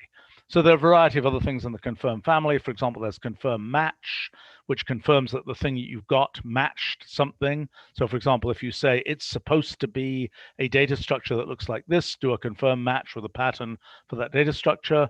There's also confirm quiet, which just says no error message was generated during the evaluation of this thing. And there's confirm assert, which just allows you to give an assertion that about a particular thing. So okay, I think I'm expecting to see a whole bunch of code. Usually there's a trade-off between making code robust and making code sort of elegant and simple. I think confirm and enclose help bridge that gap by making code that is, it has a few extra confirms and things sprinkled in it, but they're not hard to understand, and it makes the code really robust. And rather than getting a sort of whole cascade of weird symbolic results coming out, you just confirm that something is numerical, for example, somewhere deep in your code, and then it's an enclose right on the outside of your code. And if something went wrong, it just propagates out to the outside, and it does it in a way without all kinds of weird little fiddly ifs and so on, and fiddly kind of cleaning up of things. By the way, I might mention another new function in 12.2 is a rather straightforward function called with cleanup. And with cleanup just does kind of what it says. It just cleans things up. But what's nice about it is you say, well, I'm trying to compute x squared. Okay, great. I'm computing x squared. By the way, I want to clean up after that computation. But it returns the result of the computation, and the cleanup kind of happens separately. Now, for people interested in more sort of more code robustification, with cleanup is also set up to handle aborts properly. And so this is saying it has initialization, then the thing in the middle here aborts, and so it aborts here, but it still runs the cleanup. So for example, let's say you'd opened a file here, and then you aborted inside your code here, you still get to run it knows that even though you aborted the code in the middle here, it still runs the cleanup for closing that file for you. Okay, on the subject of code robustification, another thing, in our internal code, we always have these things that, do things like check arguments to functions and so on. We're now making those kind of mainstream things so that people can use them and basically have our mechanism, which is quite simple and elegant, for doing things like checking argument counts of functions and so on. Again, this is in the service of sort of making elegant code, making it possible to make code that's both robust and elegant.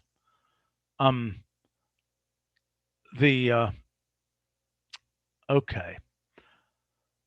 Well, let's see. Moving right along. Next story I was going to talk about is dates. So this is the Gregorian calendar, but there are other ways to represent dates. In fact, in version 12.2, we have 41 different ways to represent dates. And so if I say, what is now in all these different calendar systems, I should be able to compute in these sort of arbitrarily obscure Balinese Puakon calendar, which I'm afraid I've never heard of. When is now. I have to say that in my own, since I do a certain amount of history as kind of a hobby, I end up having to use particularly conversion from Julian dates to Gregorian dates quite often, and also some of these other more obscure dates. I'm kind of surprised there isn't a space in between here, but anyway, it's a different issue.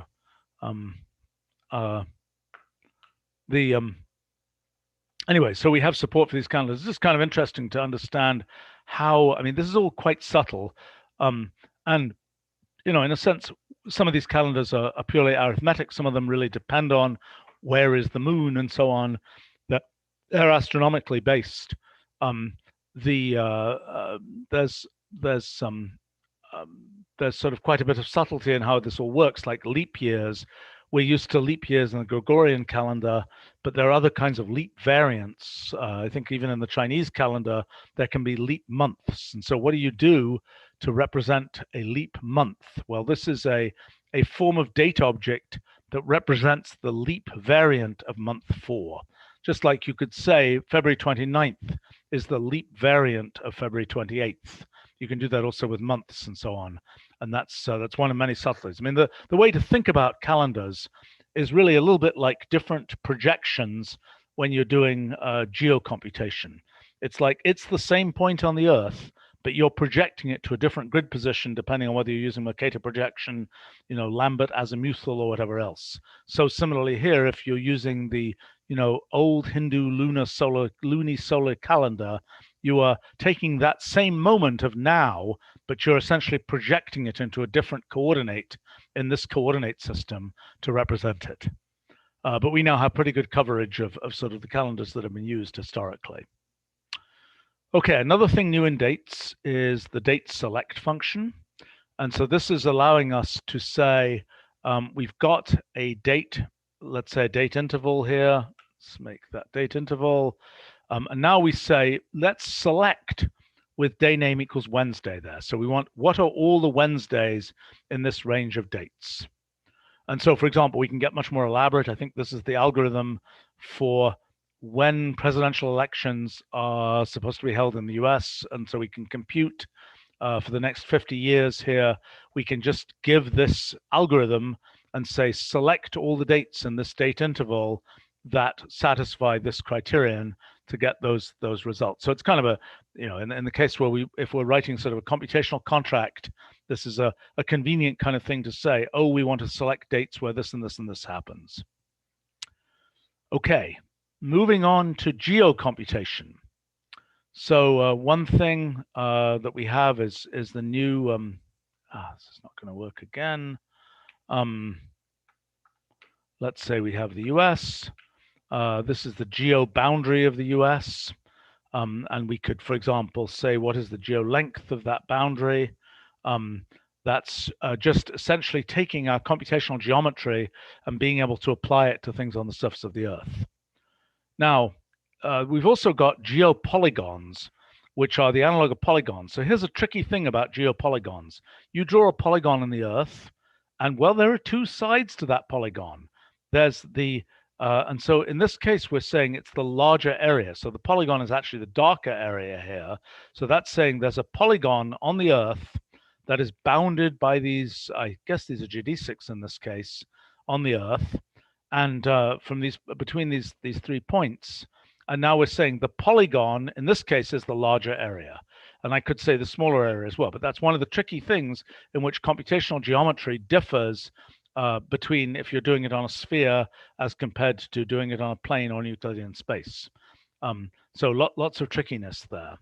So another thing that is relevant is what happens if, again, I'm not going to be able to make these nice yellow boxes. This is showing polygons with holes. This is now geopolygons with holes.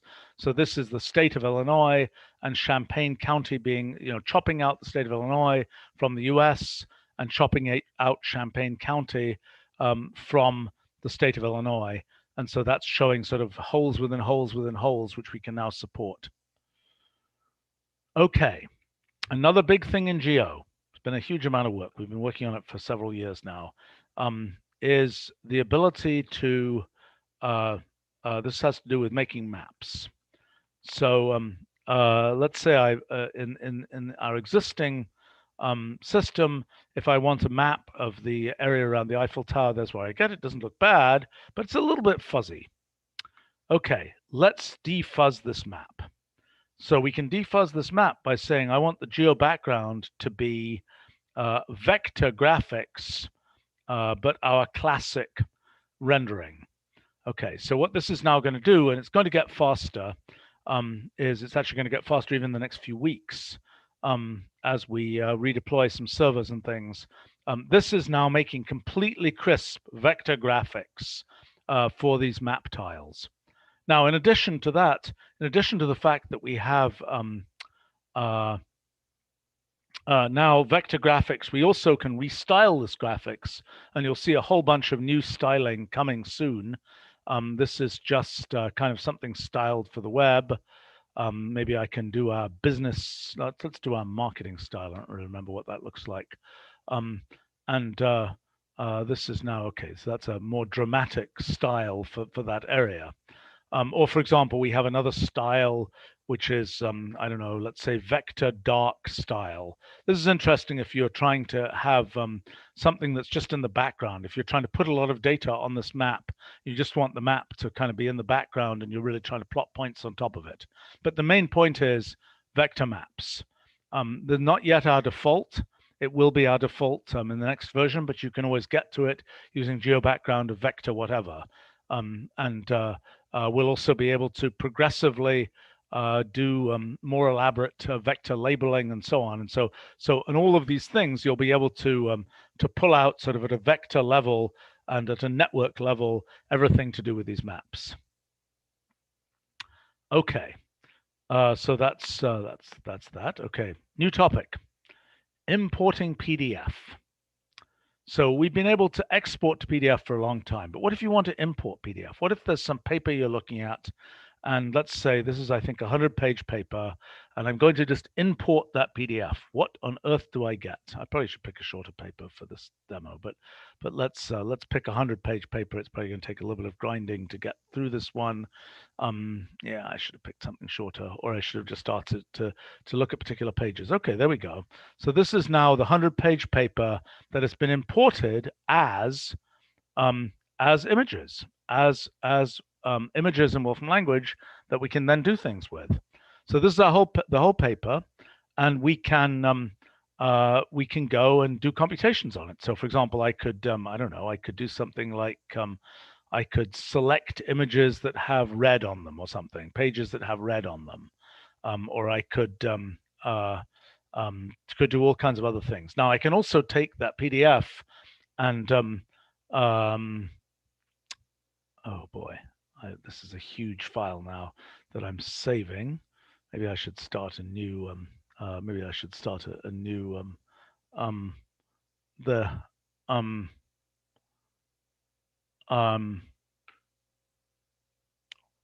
well, it's okay, I'll keep going here, why not?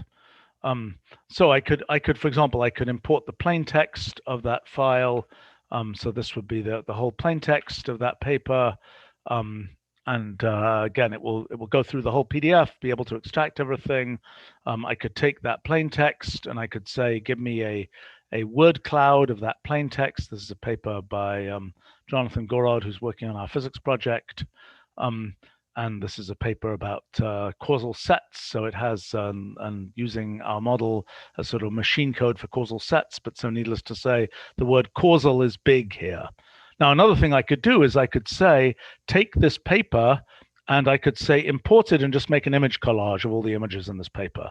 I think it's really cool that one can take, you know, very substantial amounts of material here and sort of ingest it into our technology stack directly from PDFs that one might find on the web. And okay, there we go. So there's an image collage. It's a good way to read a paper, actually. You just say, I'm not going to read it. I just want to look at the pictures, you know, image collage of the import of the PDF of that paper. Or I could go through, and I think here we got URLs from the paper. And then we could say, let's just take the URLs and let's, I think this is going to be a very useful feature, actually. Take the URLs from this paper. Okay, there are the URLs.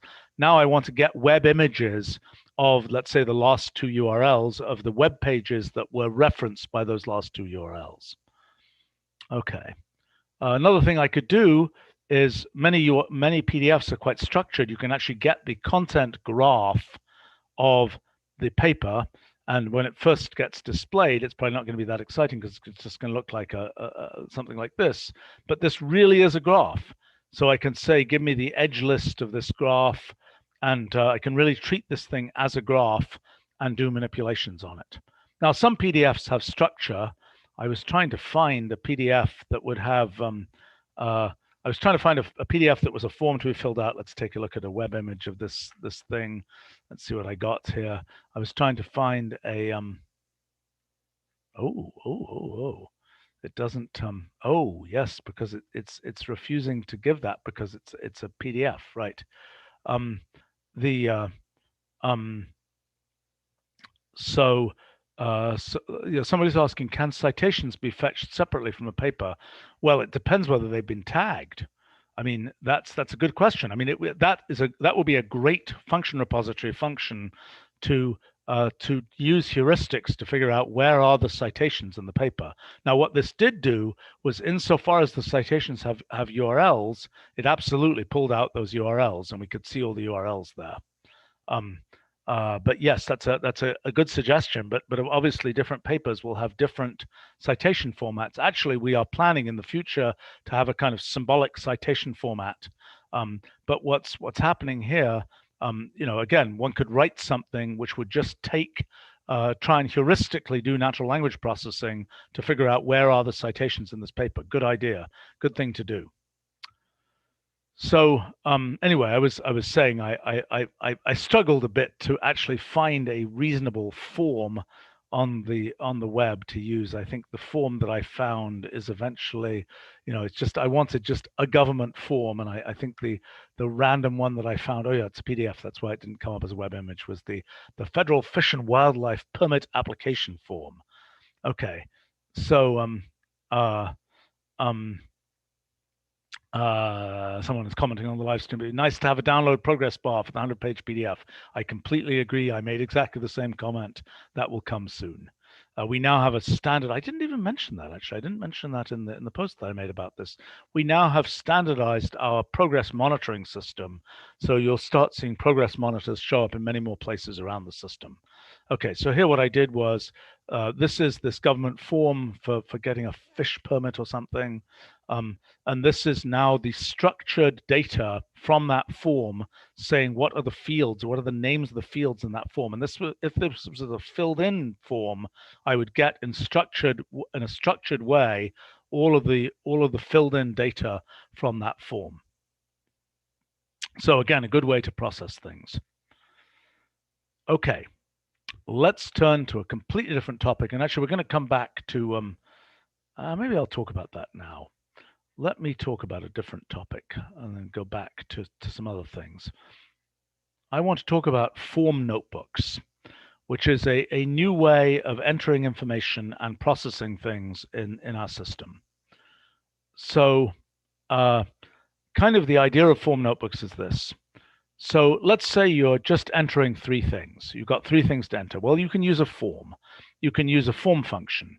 And you could just say, I've got X and Y here, and I've got I've got this form function, and I've got these fields, and I'm going to enter them, and I'm going to press submit, and I'll get the result. I didn't get any result in this case, but I can just use that as a form, and I can go ahead. Let's say I just say these are integers, and then I'm going to return here. Let's say the list hash X hash Y. Okay, so that's now a form that I can fill out here, 5, 7, and I can take that form, and I can also say cloud publish that form, and I could say, and that would then give me a form that I can fill out on the web. Here I can cloud publish that. Okay, now I get this cloud object. There's the form. I can fill it out on the web, etc., etc., etc. Okay. Okay. Well, the question is, what if what you want to fill out is much more complicated than is really a very elaborate thing? You're really trying to fill out a whole a form. Let me show you a more complicated form. Here's a more complicated form. This is, for example, the form for entering a function in the function repository. That's really a form too, except that you can put in arbitrary amounts of notebook content. You can fill in all kinds of elaborate things here. There's all kinds of structure here. But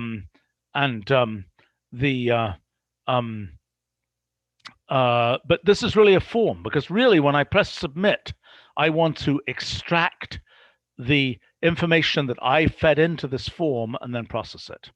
Okay, how can we do that? Well, new idea in version 12.2 is form notebooks. So what is a form notebook?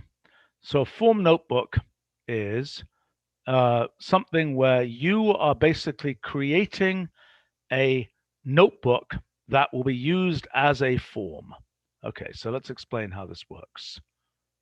Wow, the toolbar does not expand when I go to 150%. Humpty humph. Oh well. Okay. So what do you do in a form notebook authoring? So you say, let me put down a form element. What kind of form element? Let me put down an input field. Okay, there's an input field.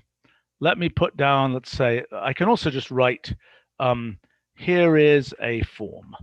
It's got an input field there. Let me enter another thing. Let me put a slider down there. Let me enter a radio button here.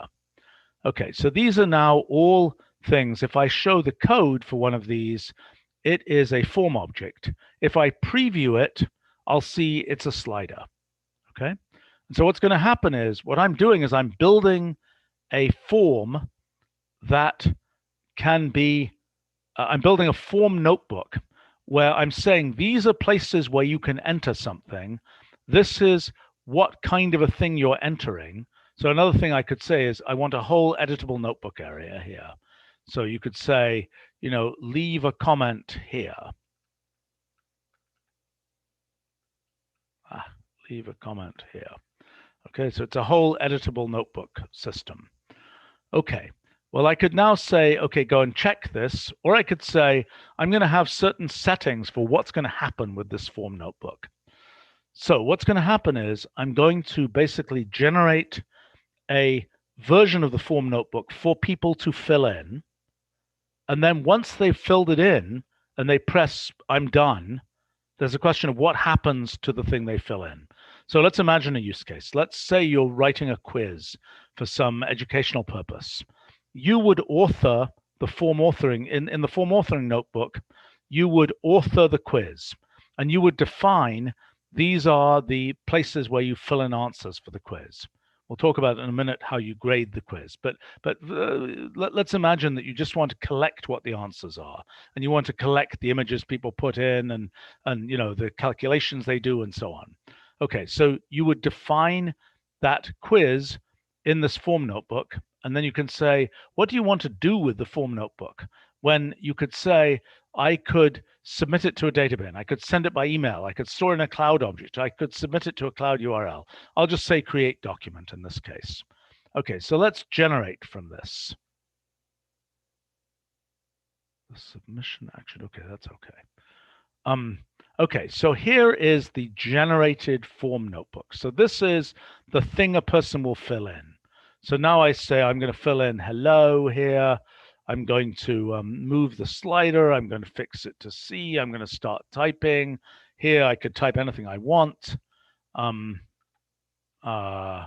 could type, you know, input here, et cetera, et cetera, et cetera. Okay, now I'm done. I filled out my quiz, and what am I going to do with it?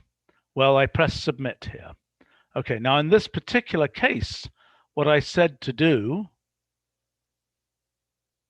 wait a minute, why is it saying that? It says more input is needed. I can't imagine why it's saying that.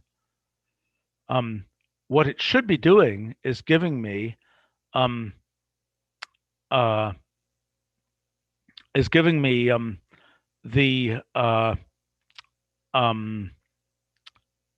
is just generating kind of the raw data from this. I'm really quite surprised and disappointed about what's happening here. Let me see what I did wrong. I don't really see that I did anything wrong. Well, let me just try it again. Never know what can happen. Oh, look, it says that when I'm generating the thing. Well, let's see what happens here. Maybe if I go back to code here, no, it doesn't look bad there. Let's go back to code there. Let's go back to code here. Well, let's get rid of this for now. Do you want to delete the editable notebook area? Okay, let's delete that for now. Okay, let's go ahead and create this thing here. Okay, so now let me try saying my hellos here. Something went wrong with that generatable notebook area. I enter this, and now I press submit. And now what I should get, oh, come on, is I should get a notebook. Maybe I'm getting it on some other part of my screen. I'm not even seeing it. Is a notebook. Let me see whether I'm getting that. I should be getting a notebook which says label 1 is this, label 2 is that, etc., that says what the values of the things that I'm submitting from the form are. So that's kind of the idea. So there's a question from the live stream. Are the inputs sanitized? Yes, the inputs are actually fed to an interpreter. It depends what you do. If you have arbitrary, well, the inputs here are not actually run. So what's happening is, okay, you can put an interpreter on here. So you say, I am requiring this label, this input field to be a country. So then it will keep on rejecting the form, the form notebook until the person has entered a country there. But then when you send it to when you submit it, most of the submission actions don't evaluate what's in the form notebook. They just submit it to a piece of code that can do whatever it wants to it. So for example, if it just goes in a data bin, it's just going there and accumulating. If you send it to a web API, well, then yes, you can evaluate the code if you choose to, or you can hold the code and not evaluate it, and so on. Or you can run it through an interpreter. If it's an arbitrary expression, typically interpreters, you would run it to held expression so that you don't get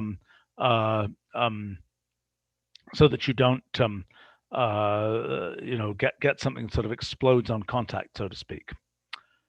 Now, there's a question here from RBS on a live stream. Can you export this to an HTML file as well? So the form notebook, the form notebook could be operated as a cloud notebook so that it is run in a web browser. That workflow is still a little bit under development. This is initially being provided for desktop-based flows, but yes, this form notebook will absolutely work as a cloud notebook. And then when you press submit, so this would then become something that's pure HTML or purely accessible in the cloud, viewable through an HTML viewer. It actually has some JavaScript in it and so on. Then you can submit it, and then that submission can go back to a cloud API or can go to a data bin or something like this for further processing. So I think this is this is a really pretty powerful new kind of tool that we have that really is leveraging the ability of the system to let's see, I'm trying to look at. So I thought we had a nice example of a full version 12.2 blog survey. I thought that we had a link to the actual survey, but apparently not here. Okay, well, there's a picture of the survey at least. There's a question here from Jeff. Can you export this to a PDF? So let's see. That's a good question, actually. So you're asking, could you export the form notebook to become a PDF that I was just showing you how you could read with our PDF import, you could read from a form-filled PDF. So that's a good question. I don't know the answer. I think the answer has to be yes, but I'm not sure how direct that PDF export is. And that's a good thing for us to check that that workflow works. To take something which is filled in as a form object. Now, obviously, there will be types of input, like, for example, I doubt that you have sliders in PDF.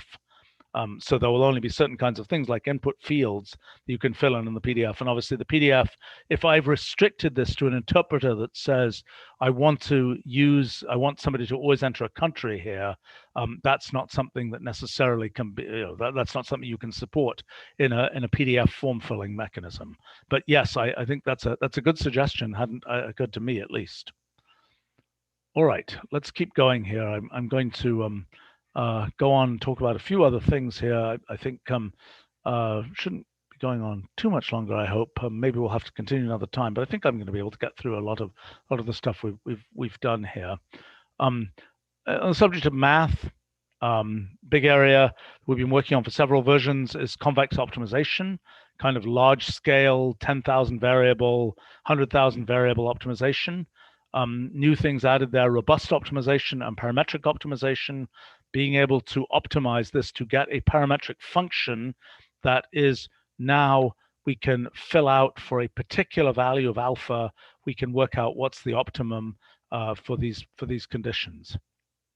Another thing we've done is we've kind of opened up our convex optimization infrastructure so that if you already have a license to something like Gurobi or MOSEC, convex optimization systems for running particular kinds of problems, you can basically use Wolfram language as a kind of uniform algebraic modeling language, either running directly with our built-in solvers, optimizers, or running with those external optimizers. And there's actually a mechanism to hook up your own sort of research optimizer if you want to our framework and make use of the whole pipeline of sort of algebraic modeling that exists in Wolfram language. Something we did, this is kind of almost just a fun thing. Oops. I mentioned it's the 100th anniversary of the invention of combinators. We wanted to actually support something like combinators in our language. So there are Combinator S and Combinator K. What do they do? Well, that's an interesting question because the evaluation semantics of combinators are fascinatingly complicated. And I wrote a very long, multi-100-page post about this just last week. Actually, some of the analysis of kind of evaluation strategies in combinators is very related to questions about distributed computing that we'll be exploring in the near future, and actually making use of intuition and ideas from the physics project and from physics to think about distributed computing. And I think there are going to be some very interesting breakthroughs there in how one thinks about programming for distributed computing. But in any case, for the for sort of historical value of supporting kind of the ways that people did mathematical logic kinds of things back in the past, one of the operations that's really common in mathematical logic is this application operation. And when we write f at g at h at x, that is a right associative operator. But the application operator that people defined back in the early 20th century was always a left associative operator. And so when you see kind of mathematical logic kinds of things, very confusing because you see something that says F application G application H application X.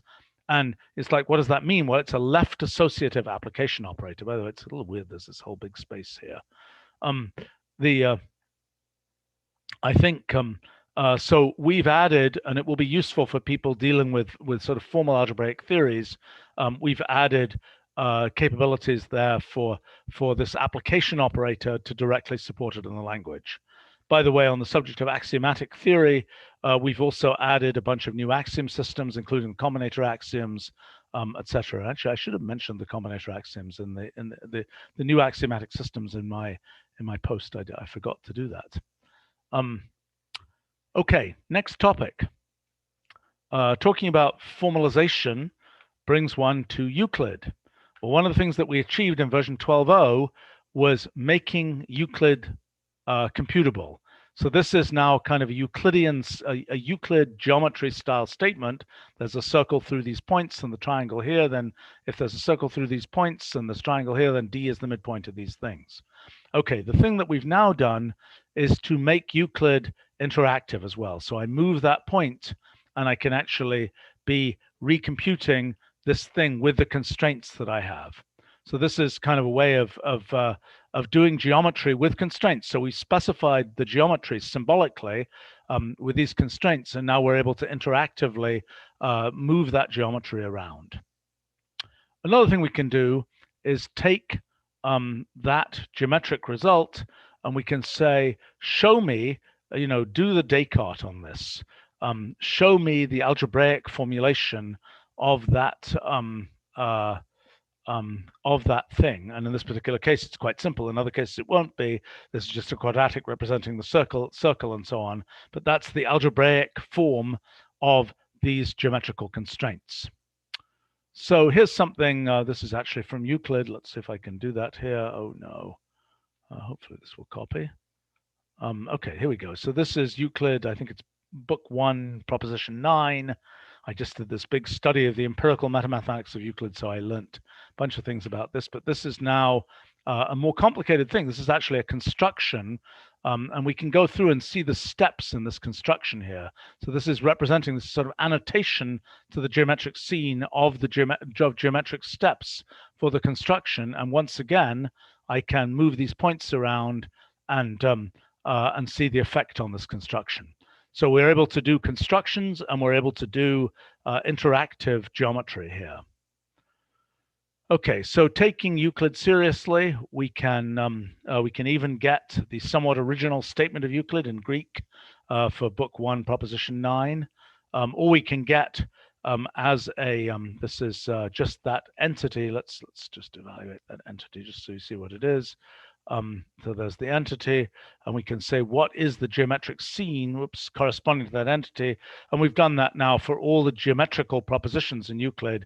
We actually have them in computable form, also sort of a whole bunch of other famous geometrical theorems, and now in fully computable form, so that you can both compute with them and interact with them and prove theorems with them. Okay, so that's one kind of data. Let's talk about completely different kind of data. Let's talk about other kinds of data that we've added over the last few months. We're always adding data to our knowledge base, but a big area we've worked on is food.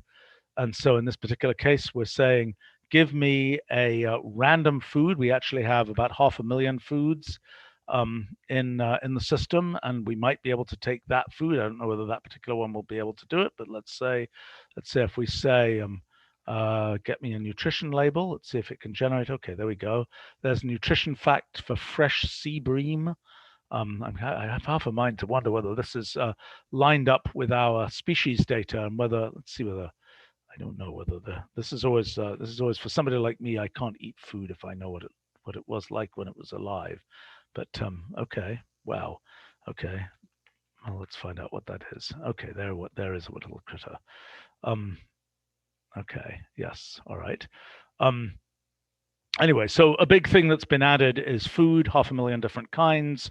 Typical grocery store, big grocery store might stock 30,000 items. So 500,000 items is a lot and really covers pretty deeply into food.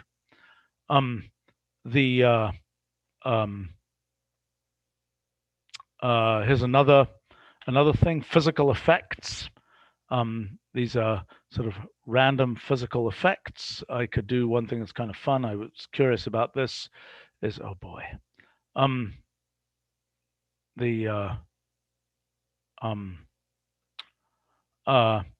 let's say I look at all the physical effects we know, and we ask, when were these physical effects invented? Because we have discovery years, whatever. Actually, it's kind of an interesting plot. I mean, it kind of shows there's a lot of discovery. I'm afraid that's World War II, when there wasn't a lot of discovery reported.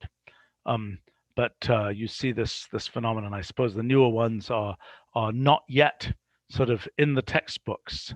So otherwise, we'd probably see it going up again here. Okay, I said in my post, it's kind of a domain that's an example of heavy lifting, is the weight training domain. So, for example, we can get let's get a random entity. I know nothing about this domain actually, but let's get 5 random weight training exercises. Okay, great. And then we can say let's do, at least I've heard of this one. I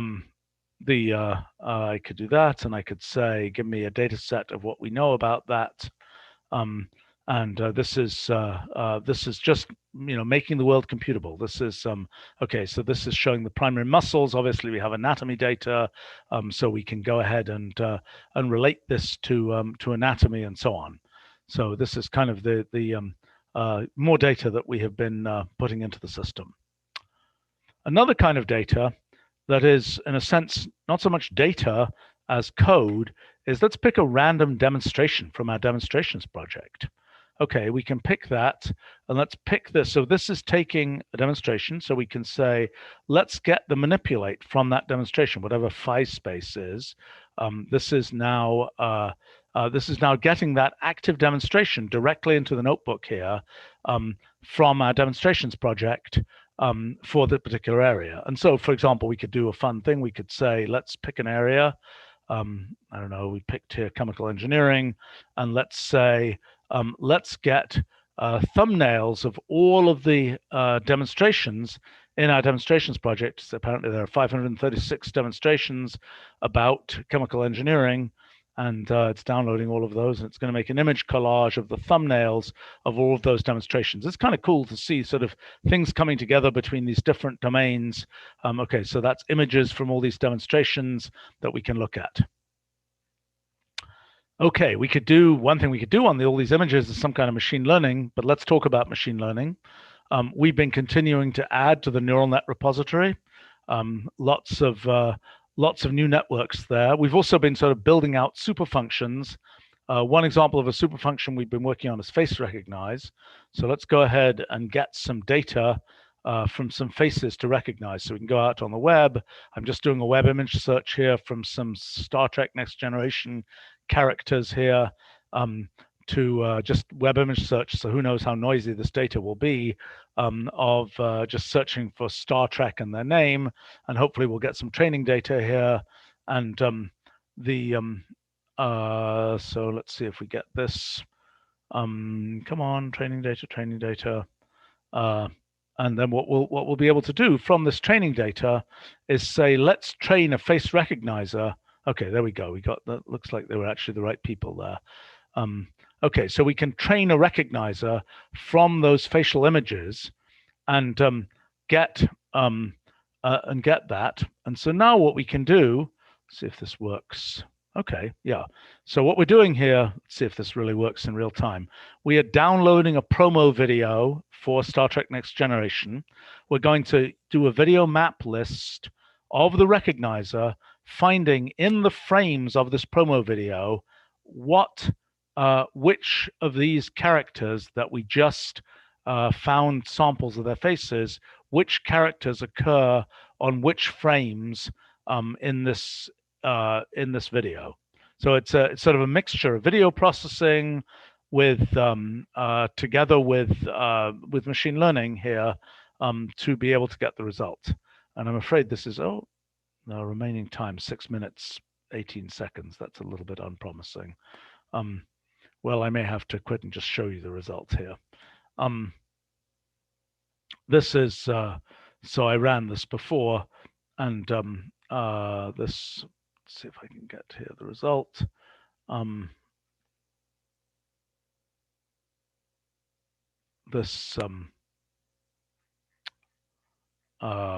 Okay, yeah, it's going to take it a while here. This is the result. So this shows which faces appeared in which frames of this movie, and I could have made this much more efficient by sampling only certain frames and so on. But this is showing you kind of a map of who's on screen at what time during that video. Okay. All right. More in machine learning. I better stop this because it's going to take too long. More in machine learning. So lots of stuff that we've got from in the neural net repository. NetModel is the way of pulling things from the neural net repository into the system. One thing you'll notice is more beautiful display of what these neural nets actually are. It's sort of a convention that the square things are learnable, round things are not.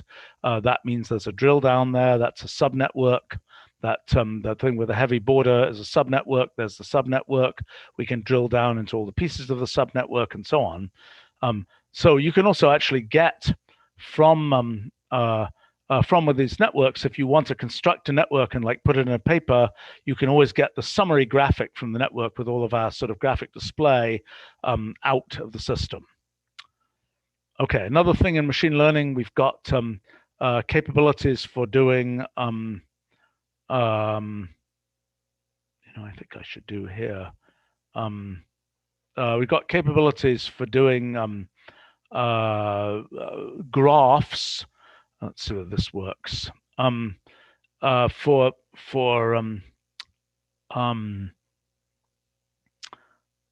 For doing encoding of graphs. So just as you could encode, an image with having an encoder for machine learning that sort of grinds up an image and turns it into the kinds of arrays of numbers that a neural net can handle, we've also now got good ways to do that for graphs.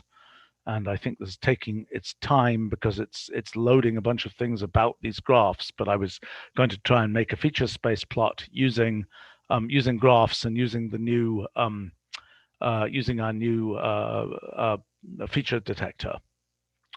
Okay, well, boy, okay. Oh, I think it's taking its time to download those graphs. It's the actual machine learning part of this is easy. The difficulty is one of those graphs may be huge because I just picked them at random. All right, let's stop that. Okay, there are some things here. People have requested this. This is kind of a good indicator. This predictor measurements, kind of a diagnostic. Another thing that we have is the ability. Oh, wow. That's not what I expected.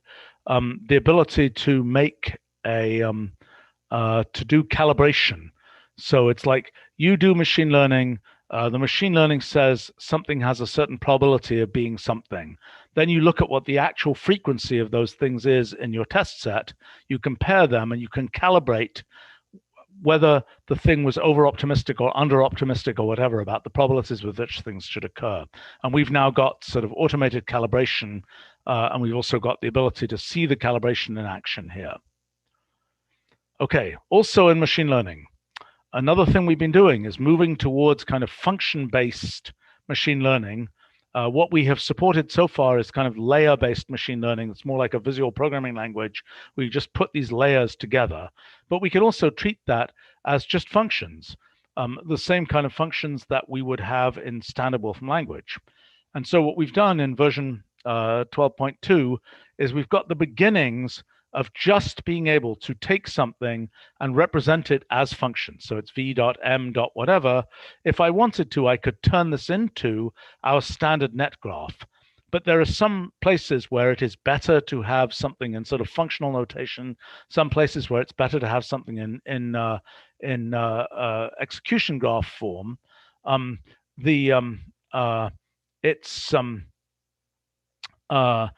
But something that's coming. So what's happening here under the hood is we're compiling a subset of Wolfram language that deals with linear algebra, functional programming, and so on, into the low-level framework. The one we're using right now is MXNet, the low-level framework that allows us to deploy machine learning and machine learning training to all kinds of different systems, including CPUs, GPUs, et cetera, et cetera, et cetera. So this is something we'll see more of this in the coming few releases of kind of this idea of functionalizing kind of machine learning, being able to write machine learning so that we have something now. Now, this net array thing is something important here because this is a trainable net array. You know, when I say 0.25, 0.75, it is what it is. This net array is trainable, so I can feed into this function layer, I can feed it in a training loop, and I can expect that net array to get updated in the training loop. Okay, so another issue is what if you're dealing with functions which are not supported by this sort of partial compilation into the low-level neural net framework? What if you want something that isn't in the neural net framework at all? What if you want something where you can run it on your CPU or on your GPU, but you can write it in Wolfram language, but it isn't something that the neural net frameworks can support? Well, there's a new thing in version 12.2. It's just an experimental thing, compiled layer. Compiled layer actually uses our developing full compiler for the Wolfram language to allow you to give sort of more arbitrary code and have it compiled not into kind of the neural net framework language, but directly into LLVM and then into machine code for either a CPU or a GPU. So that's another thing. So another story of this is, okay, you've got a neural net, and how do you interoperate with the world? How do you import a neural net from some other framework? How do you export a neural net from Wolfram language to other things? It's always a little bit complicated, but one of the things we did in previous version is to introduce ONNX import. ONNX is an attempted standard across different kinds of neural net frameworks. In version 12.2, we also have ONNX export. And what does ONNX export allow you to do? Well, it allows you to take a neural net from our ecosystem and deploy it elsewhere. So this is a post about deploying it, deploying a neural net through ONNX, a neural net created in Wolfram language, fully deployed to eventually, I hope it will show this picture, to a phone. Why am I not seeing the actual phone here? It's very surprising. Let's try refreshing this page.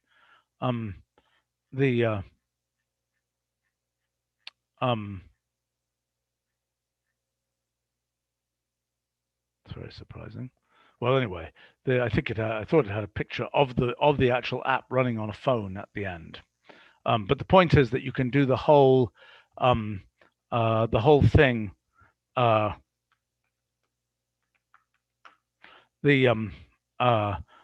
thing getting all the way to the phone directly from Wolfram language here.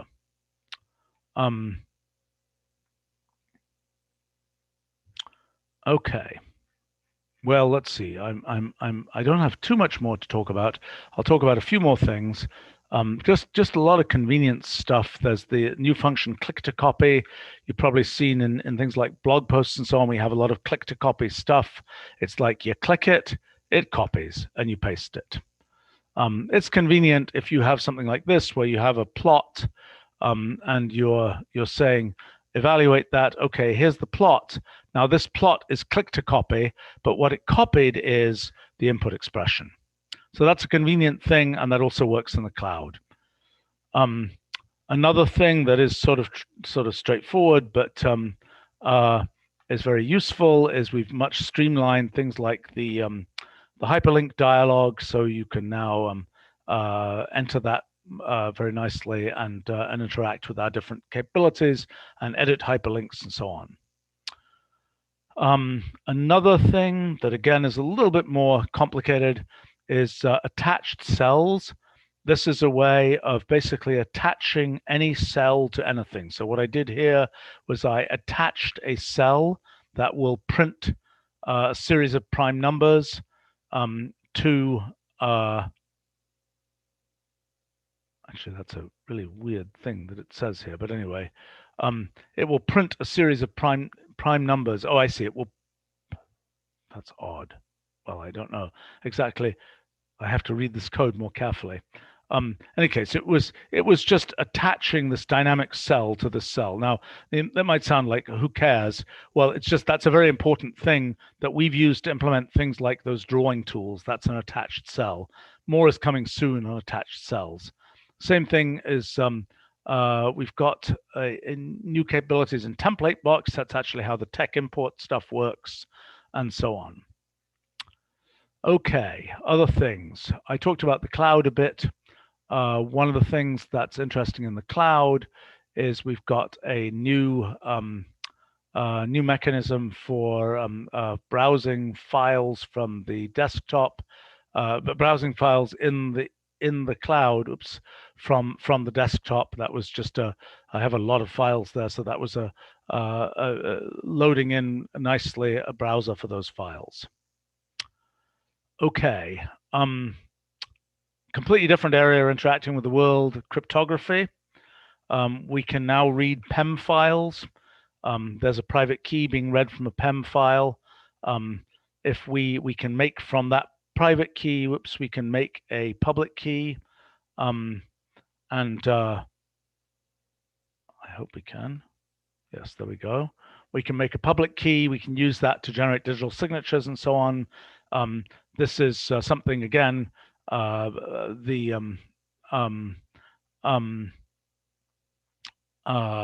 this is just part of streamlining our interaction with the outside world. This is relevant for lots of kinds of permissions on cloud providers and other kinds of things. Another thing that's relevant is being able to have a symbolic representation of a security certificate. So you'll see increasingly in kind of the HTTPS world, that's all about security certificates. You'll be able to actually read the security certificate and process it in Wolfram language. And that's important for providing, sort of establishing secure communication channels from Wolfram language to other kinds of things. Okay, in terms of external stuff, let me show you one more thing. So this is about databases. So here's a database, some external database. I can use that external database. I can do queries against that external database. I can do them directly in Wolfram language. There's lots of queries I can do. Something that is new in 12.2 is we're supporting a whole bunch of external languages. So if I type this, I can type in something in Python, it'll run here. I can type in something in Julia, in R, in Ruby, whatever. A new thing that we're supporting is SQL. So for example, now I've got this external database, I've registered this external database, I've called it DB, whoops. I can now say, given that external database, DB, I can now say external evaluate from that database. So that's a piece of SQL that's running against this database that I registered inside my Wolfram language session. And actually, I can even go further than that. I can actually go and I can say, assuming that I registered my external database, let me just do that here.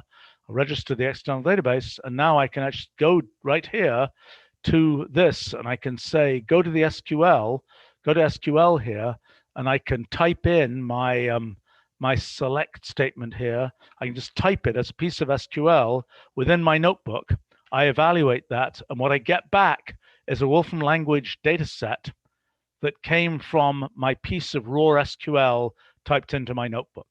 So this means that if you've got some piece of SQL, you can just use that to get a result and enter it directly in your notebook so people can see what it is. I don't think it'll be quite as elegant as some of the pure Wolfram language code for doing these things, but it's something that you might already have, and sometimes it's a convenient language, but you can get the results directly back into your notebook.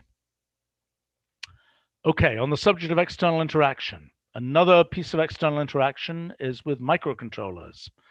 So something we introduced several versions ago is our microcontroller kit.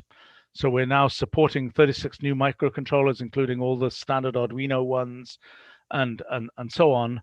And that means what that is if you have a digital filter that you've represented in Wolfram language, so here I computed a digital filter in Wolfram language, I can now go ahead and say, compile that digital filter for an external microcontroller. Okay, so this is now a particular microcontroller, and if I had it connected on this port on my computer, it could be actually sending the code directly to the microcontroller. Here I'm just going to, it couldn't find the port, not in a very elegant way, but this is now the simplified C code for the microcontroller that would, if I'd had a microcontroller connected, as I claimed I did, would be directly sent to the microcontroller so that then it could implement this digital filter on the microcontroller.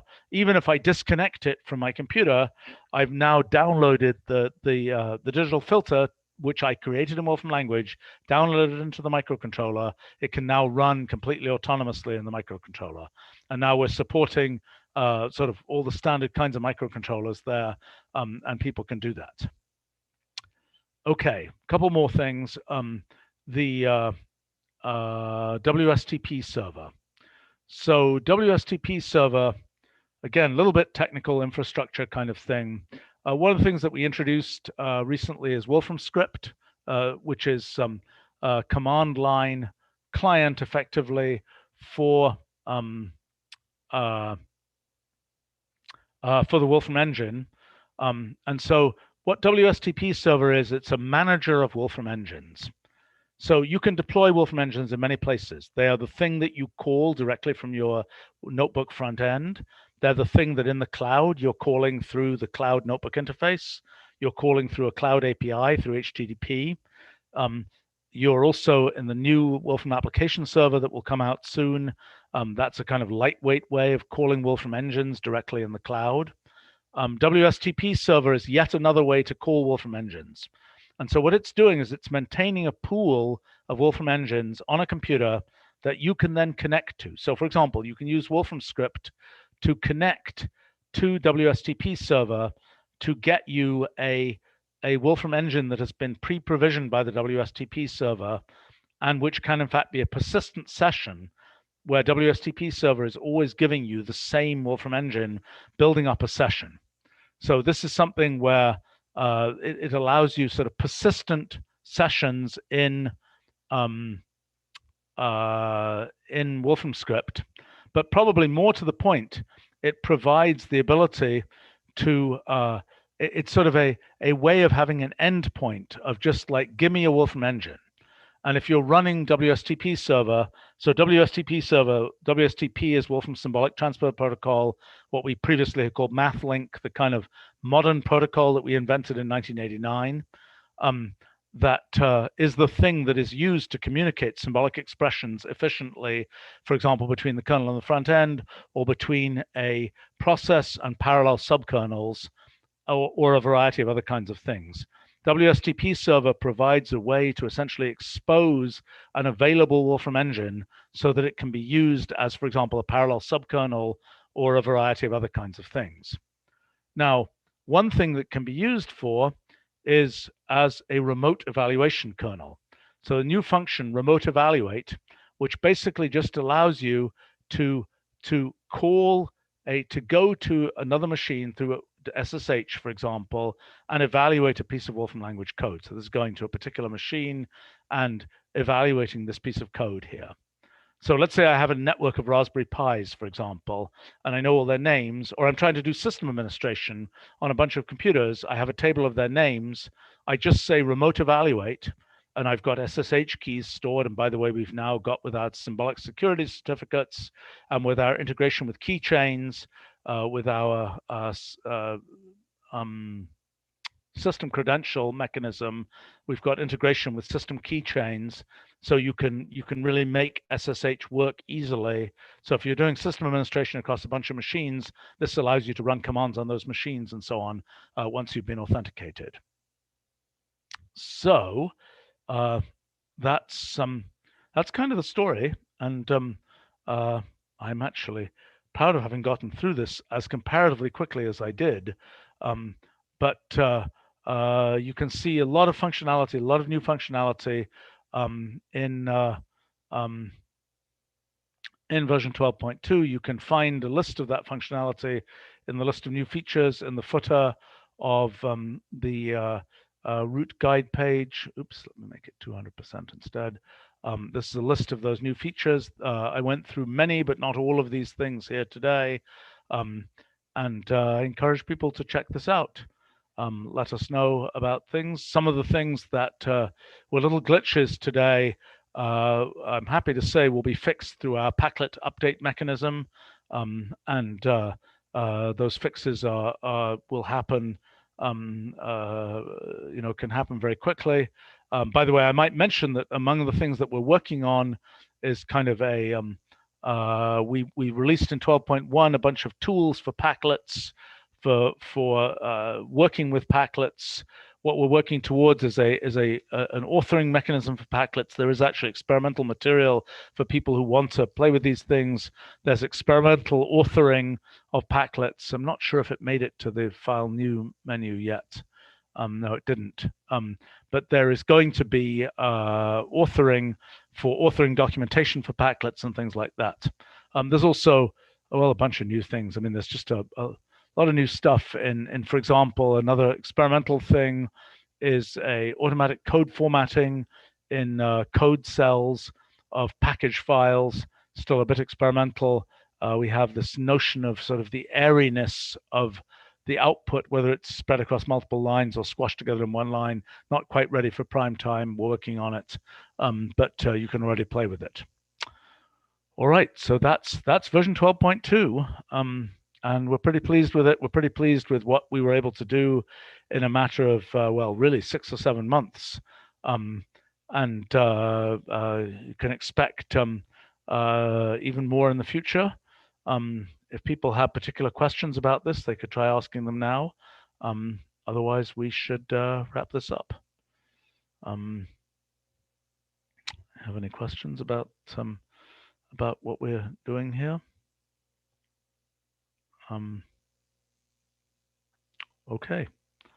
Well, thanks for joining us. Download 12.2, play with it, give us your feedback, and join us for some design reviews of post 12.2 functionality coming up very soon. And otherwise, have a good holiday period if we're not in contact before then. Great. Thanks a lot.